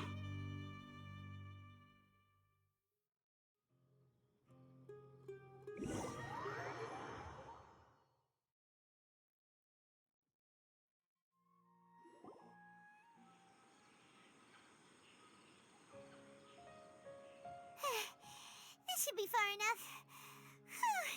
Paimon needs to catch her breath first. Is Nahida going to be okay? We only made it out because of her.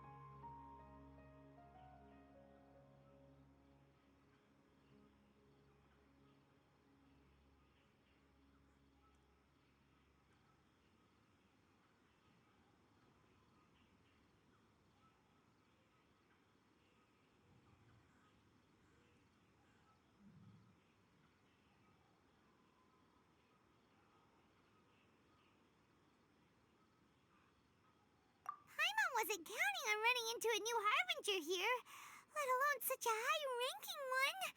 That guy was number 2. So scary. He called himself the Doctor. Remember, Tainari told us about him. Sataria did say that someone who once got expelled from the Academia came back recently. And that even the sages are wary of him. Yep, sounds like she must have been talking about the Doctor. Yeah, now that the Doctor's in the picture, we're no longer just dealing with the Academia. They're in cahoots with the Fatui. But what are the Fatui after this time? Another Gnosis? Yeah, things would be a lot easier with Nahida's help. Nahida said we'll meet again outside of the city. But we can't just keep waiting around, right? You mean... Oh, right! Wasn't he invited by the sages to work on some project when we were staying with him in the Vidia Forest? That has to be the same project. Even though he turned it down at the time, he might still know something. There's no time to lose. Let's go to Gandharvaville.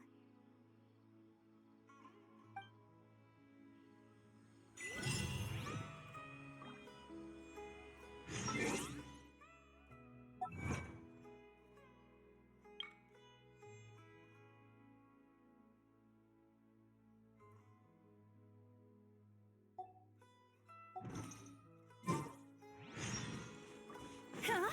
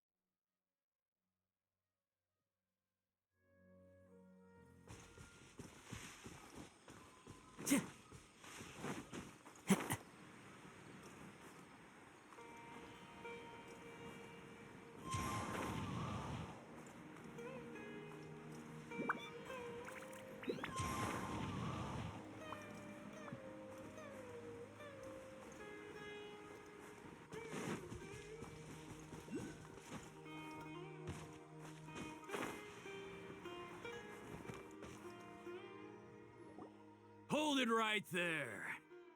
A blonde-haired traveler and a floating fairy. We've got you, all right.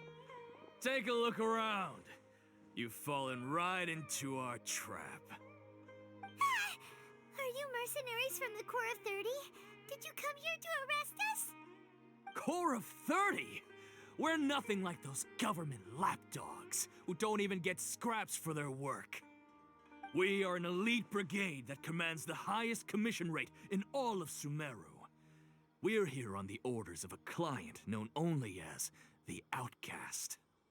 The Outcast? An outcast from the Academia? But why wouldn't the doctor just send the Fatui after us? Still wasting time on idle chit-chat. We'll shut you up soon enough. Get them! You're up, Traveler! Following orders. The wind knows me. Stabilize. This is order. Higher, higher, hands on fire!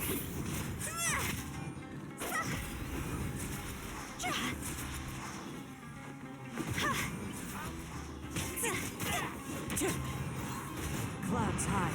The birds come. No, my sword! Gather! Order guide you.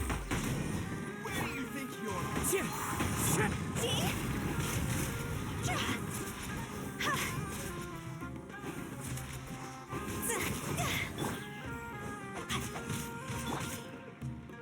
Into the wind.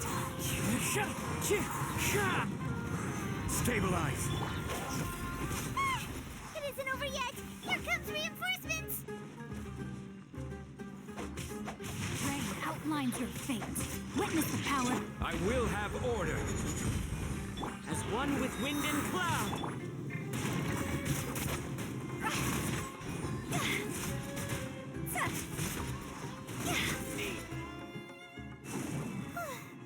That was pretty rough.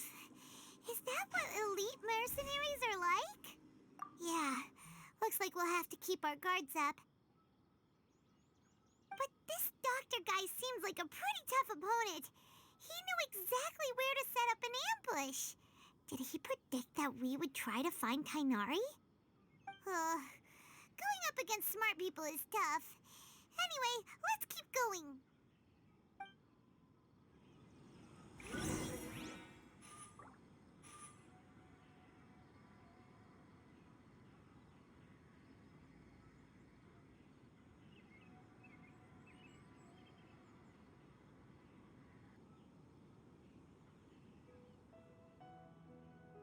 Silly churl, Billy churl, silly Billy, hilly churl.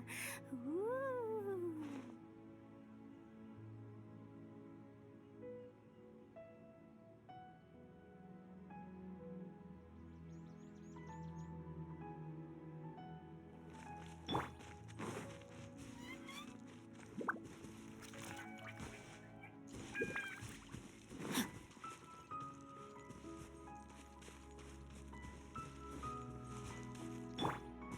One with nature.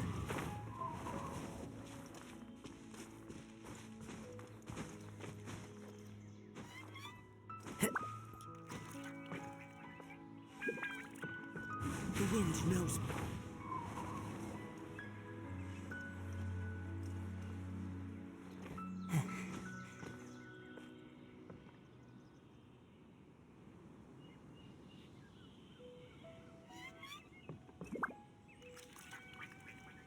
Into the wind.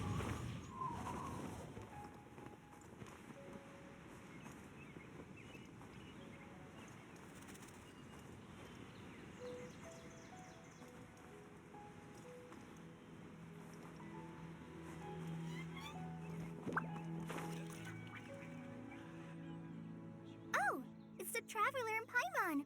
What are you two doing back here? Kale! It's nice to see you again. Are you doing all right? To be honest, I'm not doing too well. My Elazar has been progressing at a faster rate lately.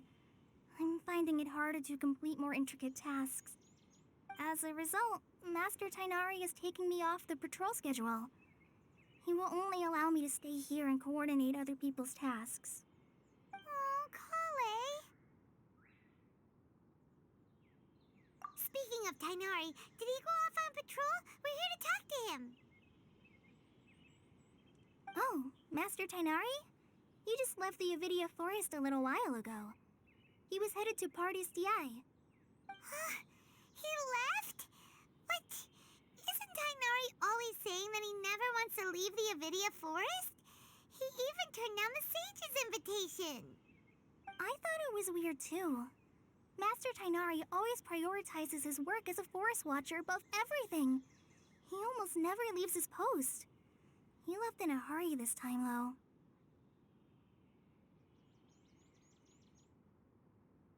No, I only found out that he left through a message he left behind. He also made sure to delegate all his tasks using a schedule. To leave in such a hurry? I'd guess he had something urgent to take care of. Master Tainari originally studied in the Amorta Darshan of the Academia, and Pardis Eye is something like the Amorta's research base. Many rare shrubs and grasses have been planted there for research. I know that before he became a forest watcher, Master Tainari once spent a long time conducting research at Pardis Eye. A research base, huh? Gotta wonder what kind of research Tainari just decided to work on all of a sudden. Oh, we don't have a lot of time, so let's go look for him at Party's DI.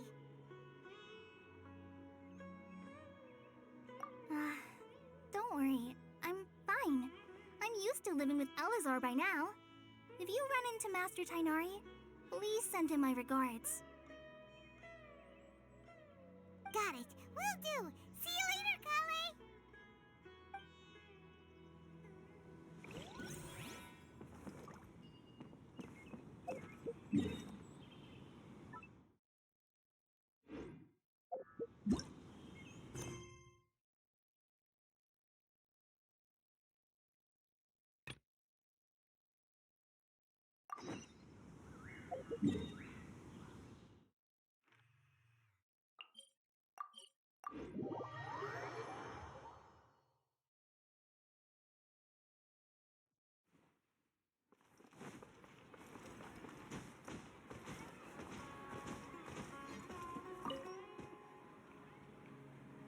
Traveler, you've come at a good time.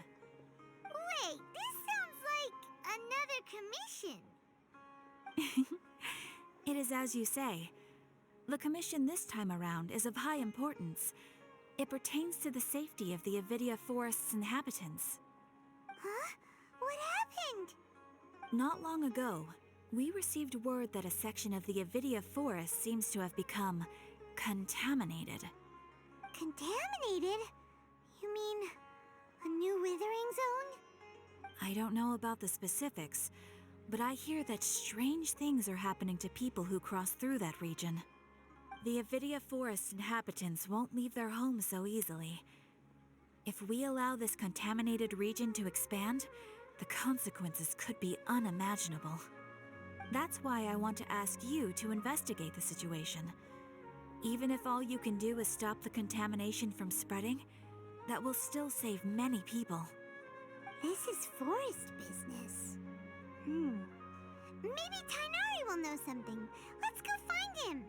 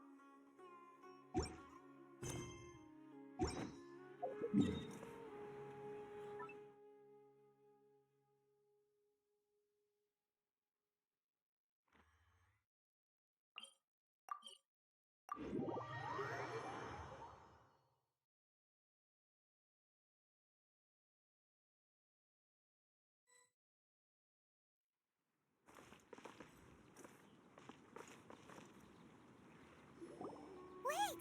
Look who it is! Thank goodness you're okay. We were so worried about you. Hey, this was supposed to be a touching reunion, but you're ruining the moment. Actually, it's very smart of the traveler to be wary of me right now. After all, the doctor has shown that his technology can apparently even control human minds. Plus, It's not like you could have known what happened after we split up and I was facing the doctor by myself. Even a pool of stagnant water after a torrential storm can occasionally pass as a patch of sky. Paimon feels like only the real Nahida could come up with such an obscure analogy. Huh? But I wasn't trying to win your trust or anything. All I wanted was to clarify my point. Well, we understand that point now. Please, Nahida, tell us more about what happened. Are those poor people all right? When you left, I was still in the middle of restoring everyone's minds. Thankfully, when the doctor mentioned depositing information into the subconscious, he didn't mean engraving information into their minds. Instead, he did something closer to creating hallucinations. That was still within my power to fix. Luckily, I managed to finish my restorations and mind jump away from him just as he was about to capture me. What a relief. The doctor sure pulled out some hidden cards, but good thing we had Nahida with us. I wouldn't be relieved just yet. I gave away my true identity when I restored everyone's minds, which means we've lost another one of our trump cards. Also, the doctor is already an expert at modifying Akasha terminals. Maybe it's only a matter of time until he captures my consciousness inside the Akasha. Would that mean you'd no longer be able to jump between minds? Then how do we stop him? He's still at the academia, so it's possible he already started messing with the Akasha.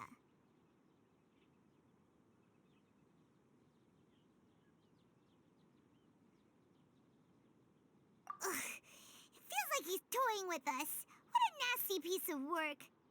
Plus, the doctor's combat ability alone is apparently enough to make him worthy of being number 2 of the Fatui. We shouldn't give up hope just yet.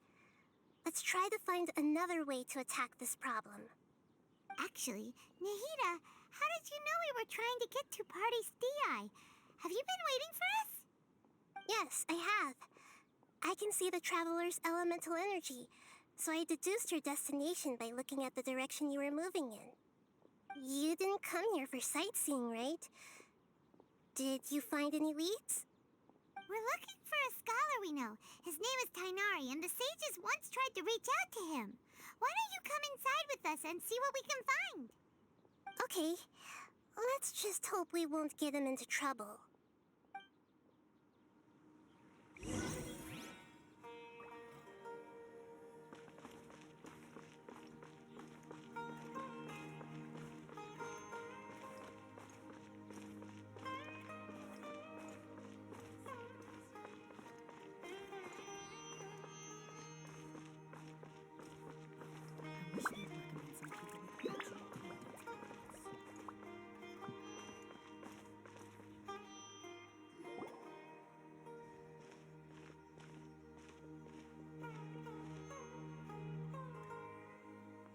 Traveler?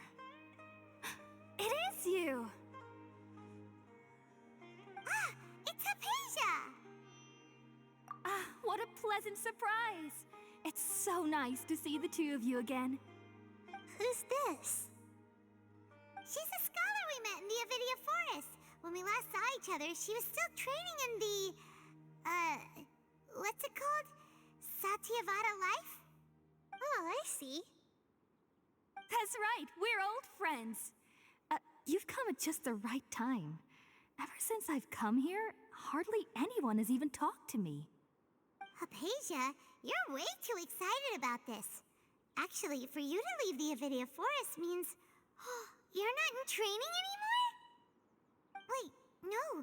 Did you already finish your training and reach Pariporna life? What do you think? My consciousness has already managed to make contact with the divine. You did it? Congratulations!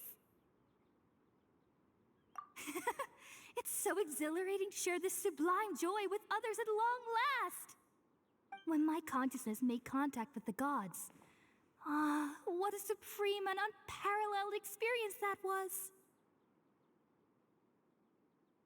That sounds incredible! Oh, all right. Actually, please wait. I haven't forgotten my promise to you. Remember? I promised to help you understand what you saw from Irminsul once I gained deeper insights.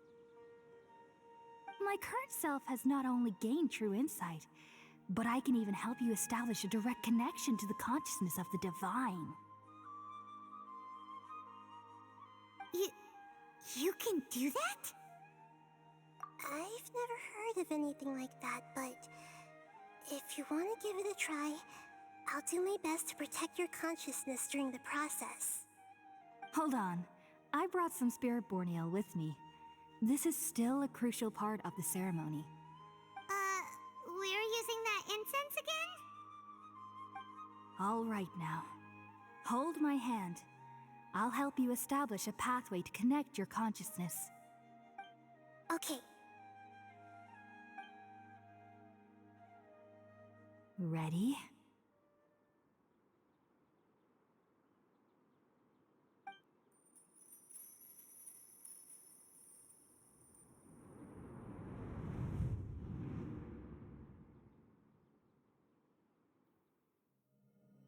It took 3 betrayals for me to finally understand.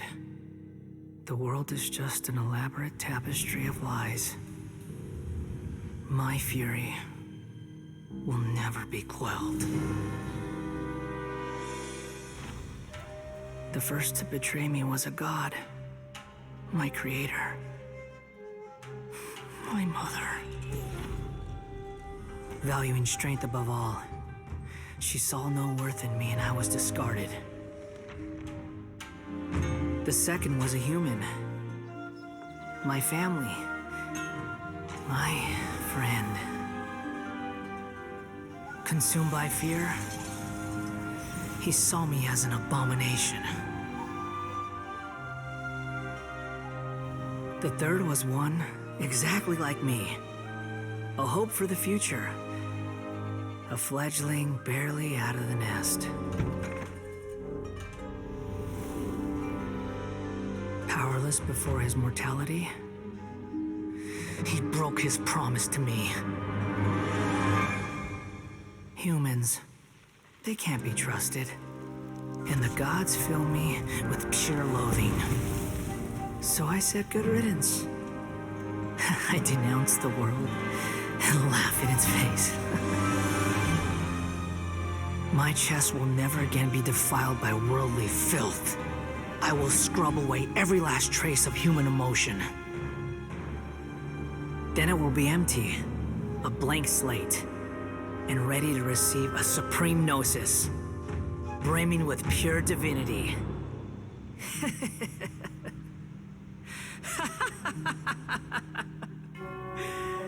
There is no need to fear. The pain will be brief. Your era is coming to an end.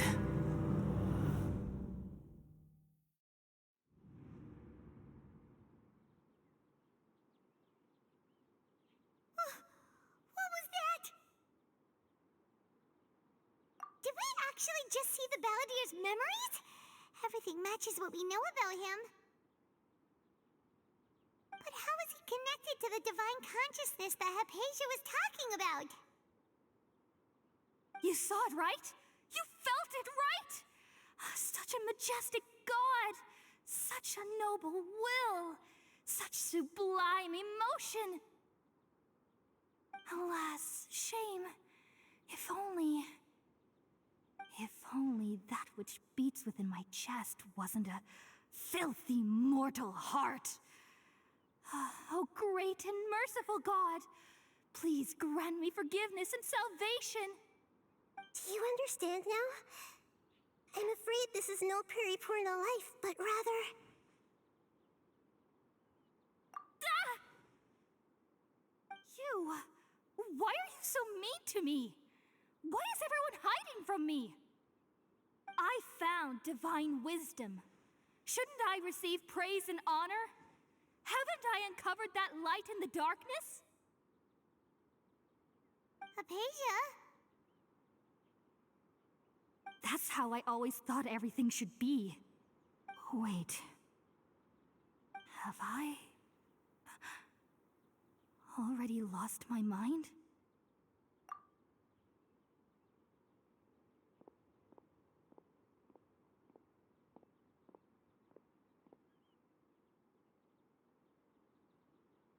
Wait, something isn't right.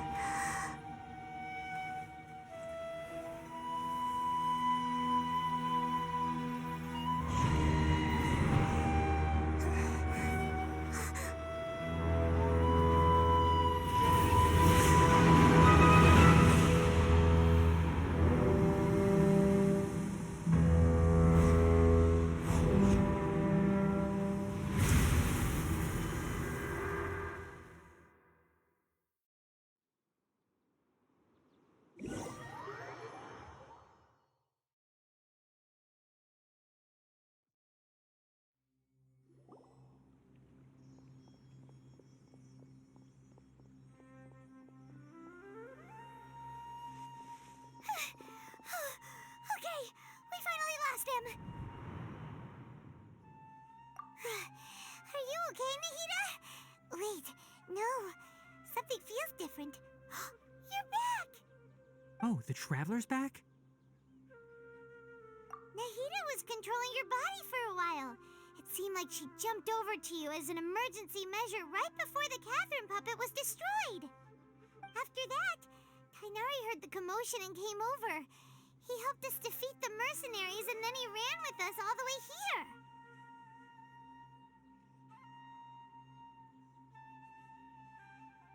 What? You swapped places? You mean your consciousness also went into Nahida's body? Wait, then where is Nahida's consciousness? Where is she now? I never imagined that an individual's consciousness could be transferred around like this. Had I not seen it with my own eyes, I would have never believed it. I don't think this can be achieved with current human technology. Also, while we were running, the consciousness in your body told me to pass on a message. She said, "The doctor has found a way to trap my consciousness, so I can't journey with you anymore. But even in a moonless night, a shower of starlight can still drown out illusions and lies." Oh no! Nahida's trapped in the sanctuary of Surazthana for good this time. Was that message all she left for us? It's pretty vague.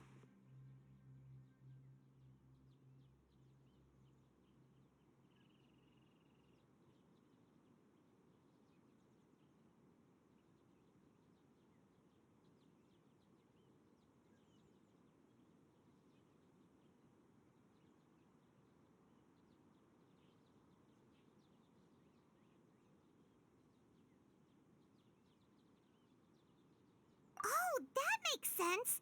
Since the doctor captured her, she won't be able to say anything without him knowing. She's being extra careful. Even in a moonless night, a shower of starlight can still drown out illusions and lies. Huh. Paimon knows the moon illusions and lies are from the alchemical divination at the Sub-Zero's festival. Didn't Nahida use a starlight analogy before? It had something to do with Sataria.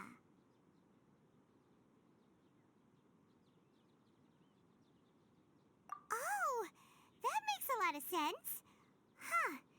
Do you think Nahida was telling us to go find help in the desert? But she isn't with us anymore. Think we'll be okay? Paimon, You said Sanctuary of Surasthana. Does this mean that this Nahida you're talking about, the consciousness who is occupying the traveler's body, is the Dendro Archon? Your guess is correct, but the situation's a bit complicated, so it's really hard for us to explain right now. That's all right. A scholar's curiosity doesn't need to be appeased right away. As for the complicated nature of the situation, safe to say I have witnessed that for myself. I've spent some time with you, and it looks like the Dendro Archon's also on your side, so I trust you. Thank you, Tainari. Oh, actually, we came here to ask you a question. What do you know about the project that the sages have been working on? Ah, that. While I was indeed invited to join that project, the sages were always secretive about its scope and goals, so I eventually declined. All I know is that that project has something to do with the restoration of Irminsul.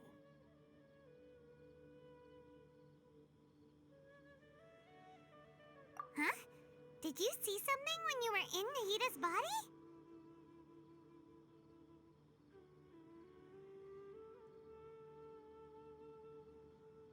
What? Do you have any evidence?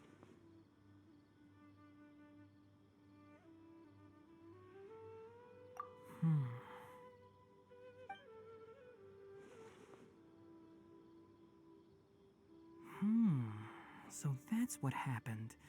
That explains why Hypatia's symptoms were different from those of the other scholars who went mad.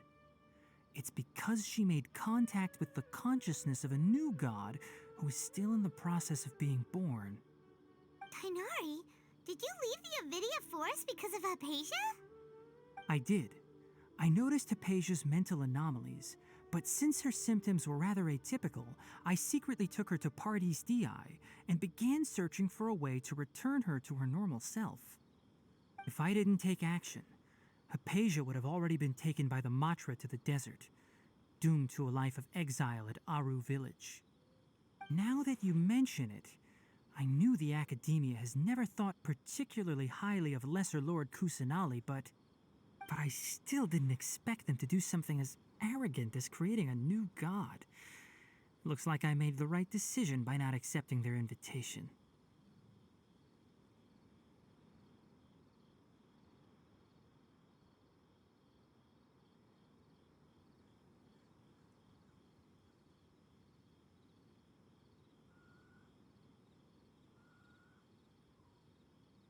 The Doctor and the Balladeer.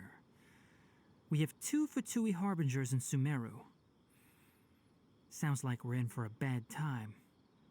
From your description, I don't think they've completed their project. There may still be room for us to intervene. But then, what is the connection between creating a new god and restoring Irminsul? Yeah, it feels like we're still nowhere close to figuring out the sage's goals.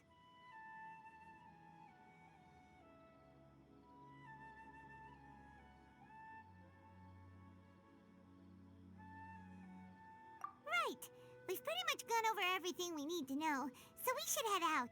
How about you, Tainari? What are you going to do? I'll stay here for now. I still want to try a few more things to help Hypatia. If you're planning to go into the desert, start by heading for Caravan Rabat. That'll be your fastest route. Come find me here if there's anything else I can do to help. May the spirit of wisdom go with you. Thanks, Tainari. Hopefully Hypatia will feel better soon. We're off then.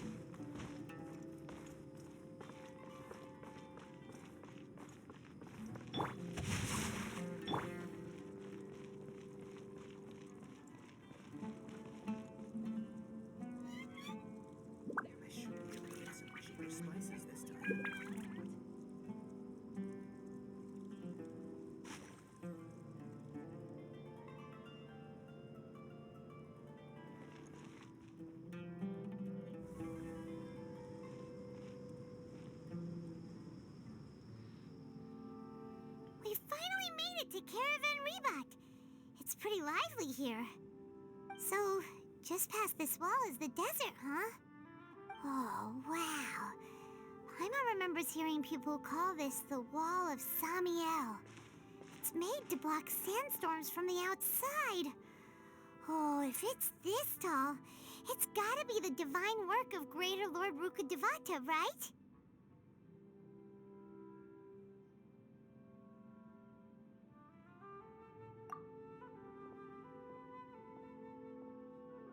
Enough gawking. Come on, follow me. Huh? Over here.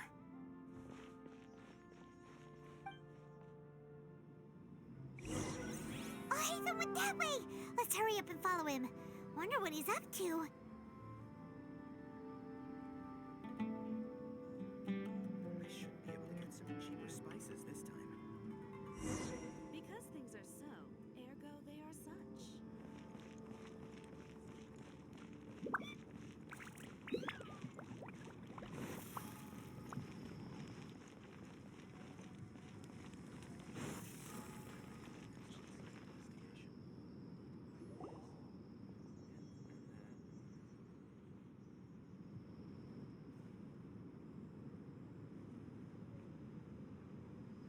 What the? Where did he go? How did we lose him? They were just here a second ago. More Aramite mercenaries? Who are they working for this time? Anyway, Traveler, it seems like we were being followed again. You were too careless. You should have noticed those hopeless amateurs trailing you a long time ago. There's no need to thank me. I've never cared to keep track of personal favors. All I did was correct a mistake I happened to come across. It's a habit I developed at the academia. You really gave Paimon a scare, Al Hatham. We never thought we'd run into you here. Last time we met at Port Ormos, didn't you say you were going back to the academia? Wait, don't tell Paimon that you're here to take us back on their orders! Oh, so you've already landed yourselves on the academia's hit list. I can't say that I didn't expect it. However, had I wished to turn you over to the academia, don't you think you'd already be the Eremites' honored guests by now? Oh, right. You do have a point. I have no interest in running errands for that project. As a scholar, I've always belonged to the camp that promotes researcher autonomy. And these days, you're more fascinating than anything the sages can offer.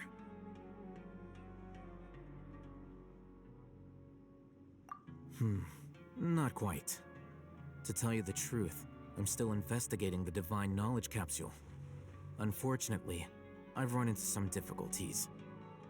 Everyone says the capsule originated in the desert and was eventually moved to Port Ormos. If I am to get to the bottom of this, I must understand how the capsule first came to be. Which brings me back to you and why you're so interesting. The leader of Ain al-Ahmar used the Divine Knowledge Capsule right in front of you, and upon seeing him, your expression became perplexed, and you were lost in thought for quite some time. To have that kind of reaction, I think you must have realized something. Are you interested at all in sharing what you've been hiding from me?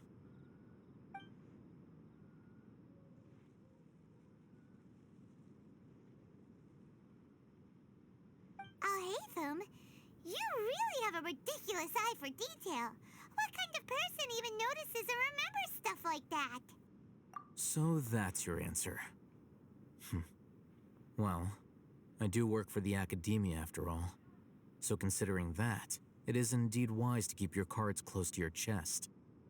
But that does prove you do have some undisclosed information about the Divine Knowledge Capsule. Am I right? No matter. Rather than simply learning the answers from you, I'd still prefer to investigate on my own. Speaking of, you two are also headed to the desert? That's right! We have the same plan as you! But we don't really have any concrete goals at the moment. Then I'd suggest starting with Aru Village. It's the largest settlement in the desert, so it'll probably have more resources and intel than anywhere else. Well, would you like to head there together?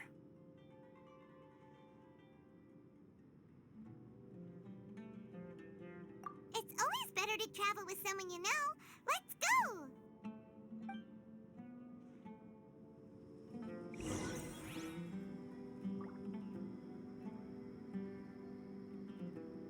Welcome, weary travelers. I'll see the rest will find it here.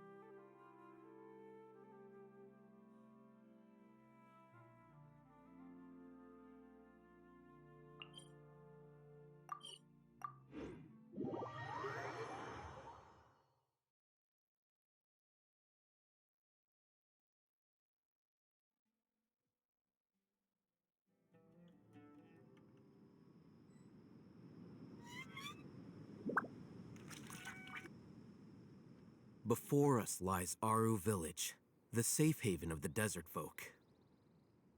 Whoa, this landscape is really something else. What a cool place! Let's go check it out!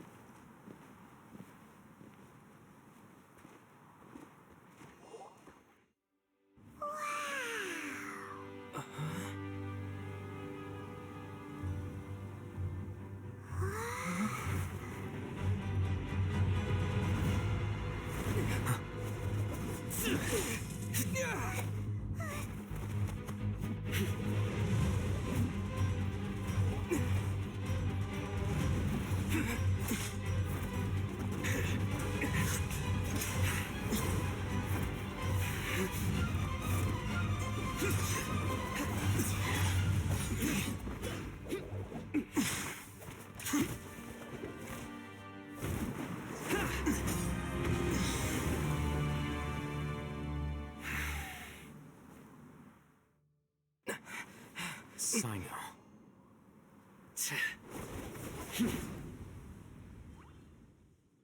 Unless my memory fails me, we have barely spoken 2 words to each other before now at the Academia.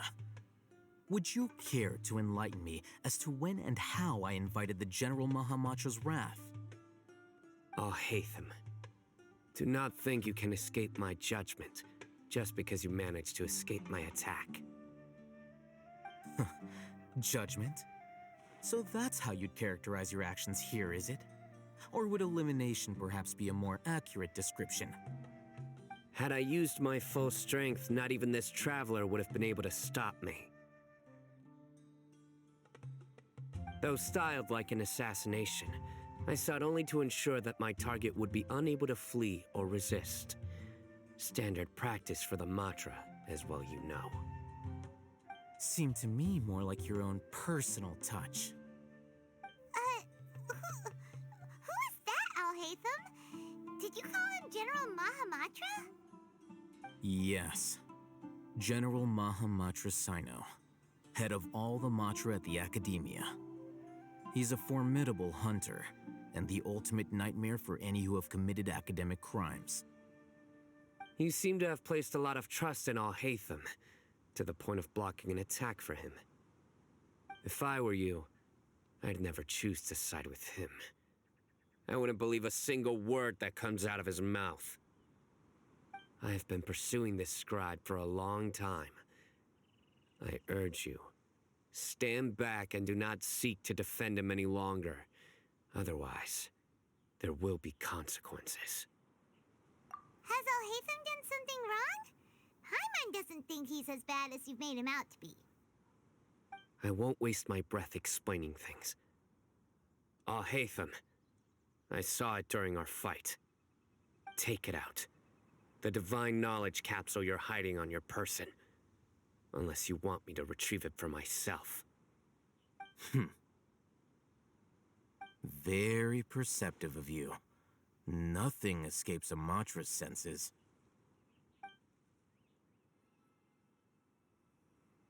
Wait, the divine knowledge capsule? Didn't it fall into the Matra's hands in Port Ormos? No wonder you speak with such confidence, Sino. But I must admit, I'm very curious. What does this capsule mean to you? And why, as General Mahamatra of the Academia, are you all alone in the desert? As far as I'm aware, the other Matra have been speculating about your disappearance. Have you been given a mission that's, let's say, morally dubious? If I was the real target of your mission, what was stopping you from simply using your authority and resources to judge me within the walls of the Academia?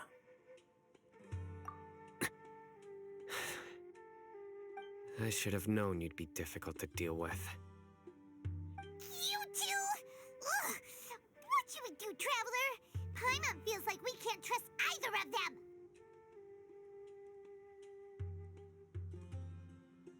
them. Ahem. Well, look at you two, acting all tough and self-righteous over there. Wait, Dia?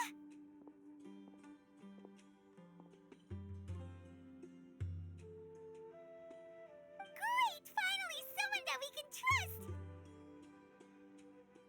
You gotta help us out here. Otherwise, these two are gonna start fighting again! Yeah, sure looks that way. Two giants from the Academia duking it out once and for all.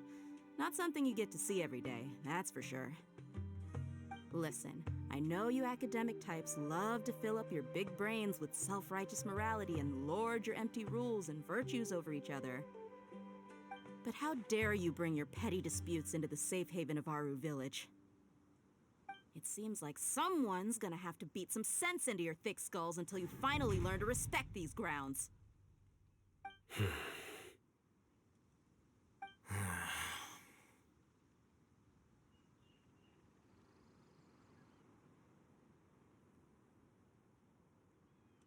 Hey, did either of you hear a word I just said?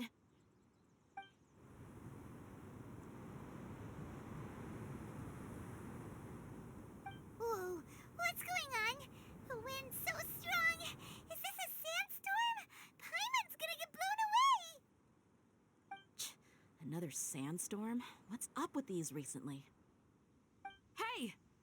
All of you, over here, quickly! We have to take cover! Someone's calling for us! Oh, this wind is too strong! Let's get over there! That sounded like Candace. Come on, you two. Jeez, are all of you Academia folks such hard work? Move it! All right, stop yelling.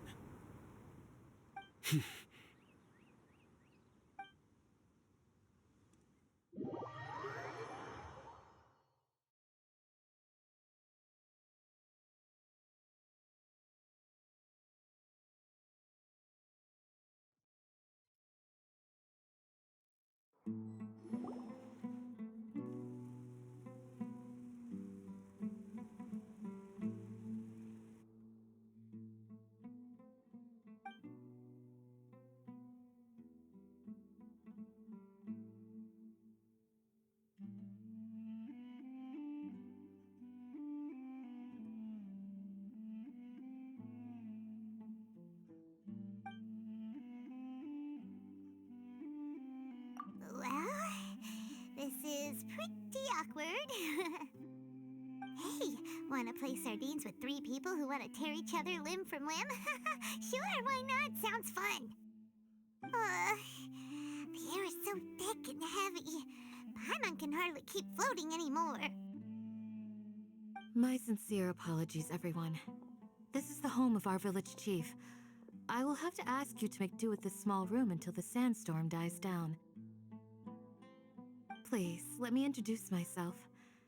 I am Candace, protector of Aru Village. Our savior has come at last! Nice to meet you, Candace. The name's Paimon. Thank you so much for helping us.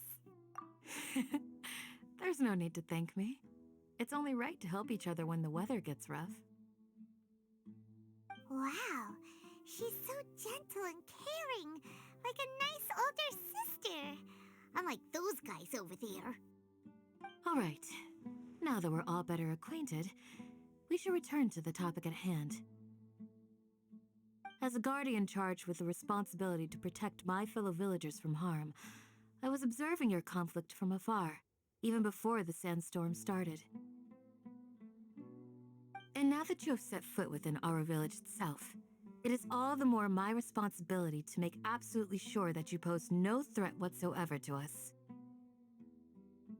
So please, have an honest and sincere conversation with one another and put your hostile feelings to rest. If anyone dares to start anything again while they are under this roof, I will not hesitate to send them out for some quality time with the creatures of the sandstorm. Oh, on second thought, Paimon may have misjudged Candace's character. And that goes for you too, Miss Dia. Do I make myself clear? All right, we got it, Candace. That's what I like to hear.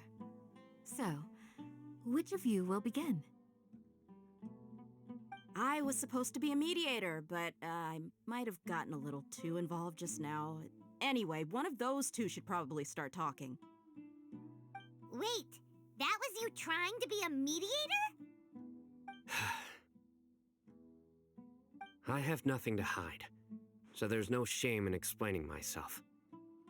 While Alhaitham wasn't wrong about the other Matra not knowing my whereabouts, it's not because I've been assigned a morally dubious mission. Rather, I've chosen to exile myself. Huh? Exile yourself? A little while ago, I discovered that there was data missing in the Academia's project planning and development files. What little they did report clearly did not match the project's actual progress. As General Mahamatra, I had the responsibility and authority to request an audit. However, to my surprise, the person responsible for the erroneous data was none other than Grand Sage Azar himself. I tried to investigate the issue myself before submitting a formal audit request, but I soon found that all leads and potential pieces of incriminating evidence were carefully concealed from me.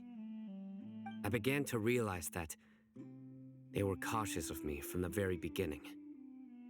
Unsurprisingly, the Grand Sage rejected my audit request as soon as the submission reached his desk. He even said to me, "The power of the General Mahamatra is granted by the sages. You have no right to judge us." So they really are up to no good. I realized then that to the Grand Sage, the Matra are nothing more than tools for the sages to assert and maintain their control over knowledge. The vows that we took, the principles that we strive to uphold, they are meaningless to the academia of today. I believed it would be wise to flee the academia before the sages had a chance to take action against me. This way, they can no longer see nor predict my actions. I will never give up on this investigation. There's no need for someone else to give me power or authority. Once I find the truth, I will administer judgment by my own name. Sino seems to have the same goal as us. We're all investigating the sages. Plus, now that he's no longer the General Mahamatra, he somehow feels a lot less scary.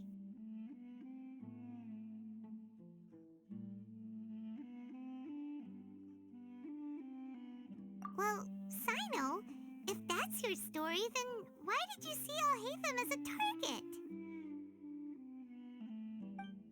When I was investigating the matter in the academia, I overheard a conversation between Alhaitham and a sage. The sages asked you to investigate a blonde-haired traveler.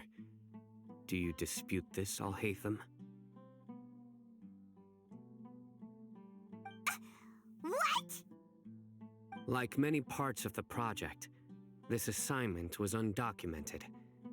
Now throw in your suspicious behavior with a divine knowledge capsule, and I think we deserve an explanation. Yes. I was indeed tasked with investigating the Traveler.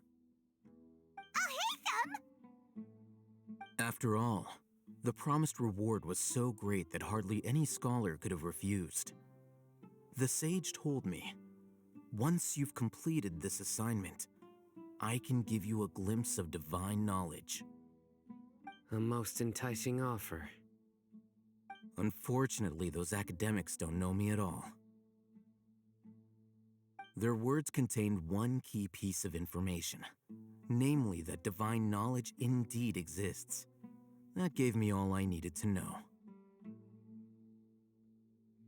From my perspective, the sages are far from trustworthy. Think about it. Isn't it a little strange they're so willing to share divine knowledge with anyone, even as a reward? So, I began my own investigation following the lead of the divine knowledge capsule. In the end, I realized my wisdom in committing to this rather than collaborating with the sages. Had I been less guarded, I probably would have ended up like that Ain al-Ahmar mercenary, incapable of remaining sane for long enough to hold a conversation. You mean that the sages originally planned to dispose of you, using one of those capsules that drive people insane?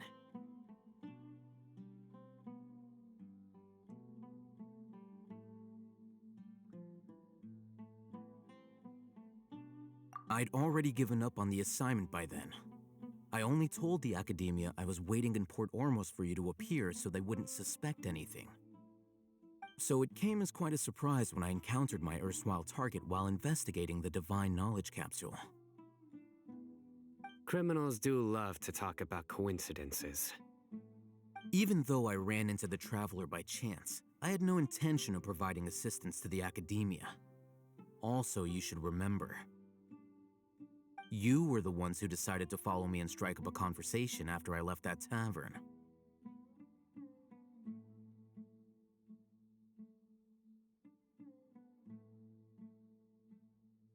That's true. Alhaitham helped us out at Caravan Rebat as well. Maybe he's telling the truth. I'm willing to apologize if that's worth anything to you. I took the divine knowledge capsule behind your back because I judged its existence to be a significant risk. I felt that it would be best for no one to interact with it before it had been properly studied. After all, curiosity often proves to be the most dangerous thing in this land. You should be well aware, Scribe Alhaitham, that curiosity can also lead you to danger and suspicion. Answer me this. Did the sages share any information about their project with you? Have I not made myself clear? You and I are both distrusted by the academia. Do you really think they would tell me anything? Fine. Although you haven't completely proven your innocence, I won't regard you as an enemy, for now. As you wish. Good. I'm glad to see you two clearing up your misunderstandings. And now you, Dia. I believe it's your turn. Oh, sorry. Whatever the boys were talking about must have been so boring that I spaced out. My situation is pretty straightforward. My employer, Dunyarzad of the Homayani family, is friends with the Traveler and is currently recovering from her illness at home. I had nothing going on, so I decided to return to Aru village for a visit. I was actually looking forward to a pretty exciting time getting back together with everyone here. But then I saw these two random guys in the middle of a pointless argument. It ticked me off, and things went downhill from there. Is that all? Well, I will admit that definitely sounds like your style. In that case, welcome back, dear. That's more like it. I missed you all so much, Candace.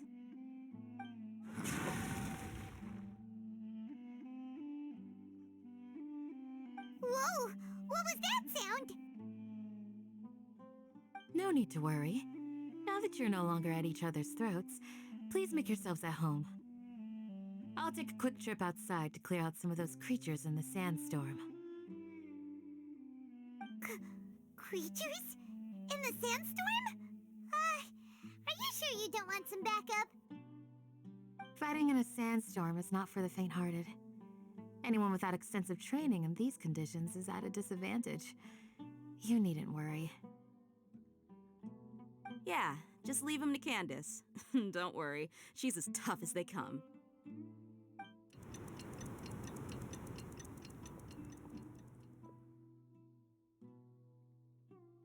The winds died down.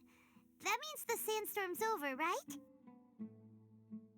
Candace still isn't back yet, though. Is she alright? Maybe we should go out and check on her. When you put it that way, even I'm starting to feel a little worried. All right, let's go. We've been here long enough, and the boys are as chatty as the floor.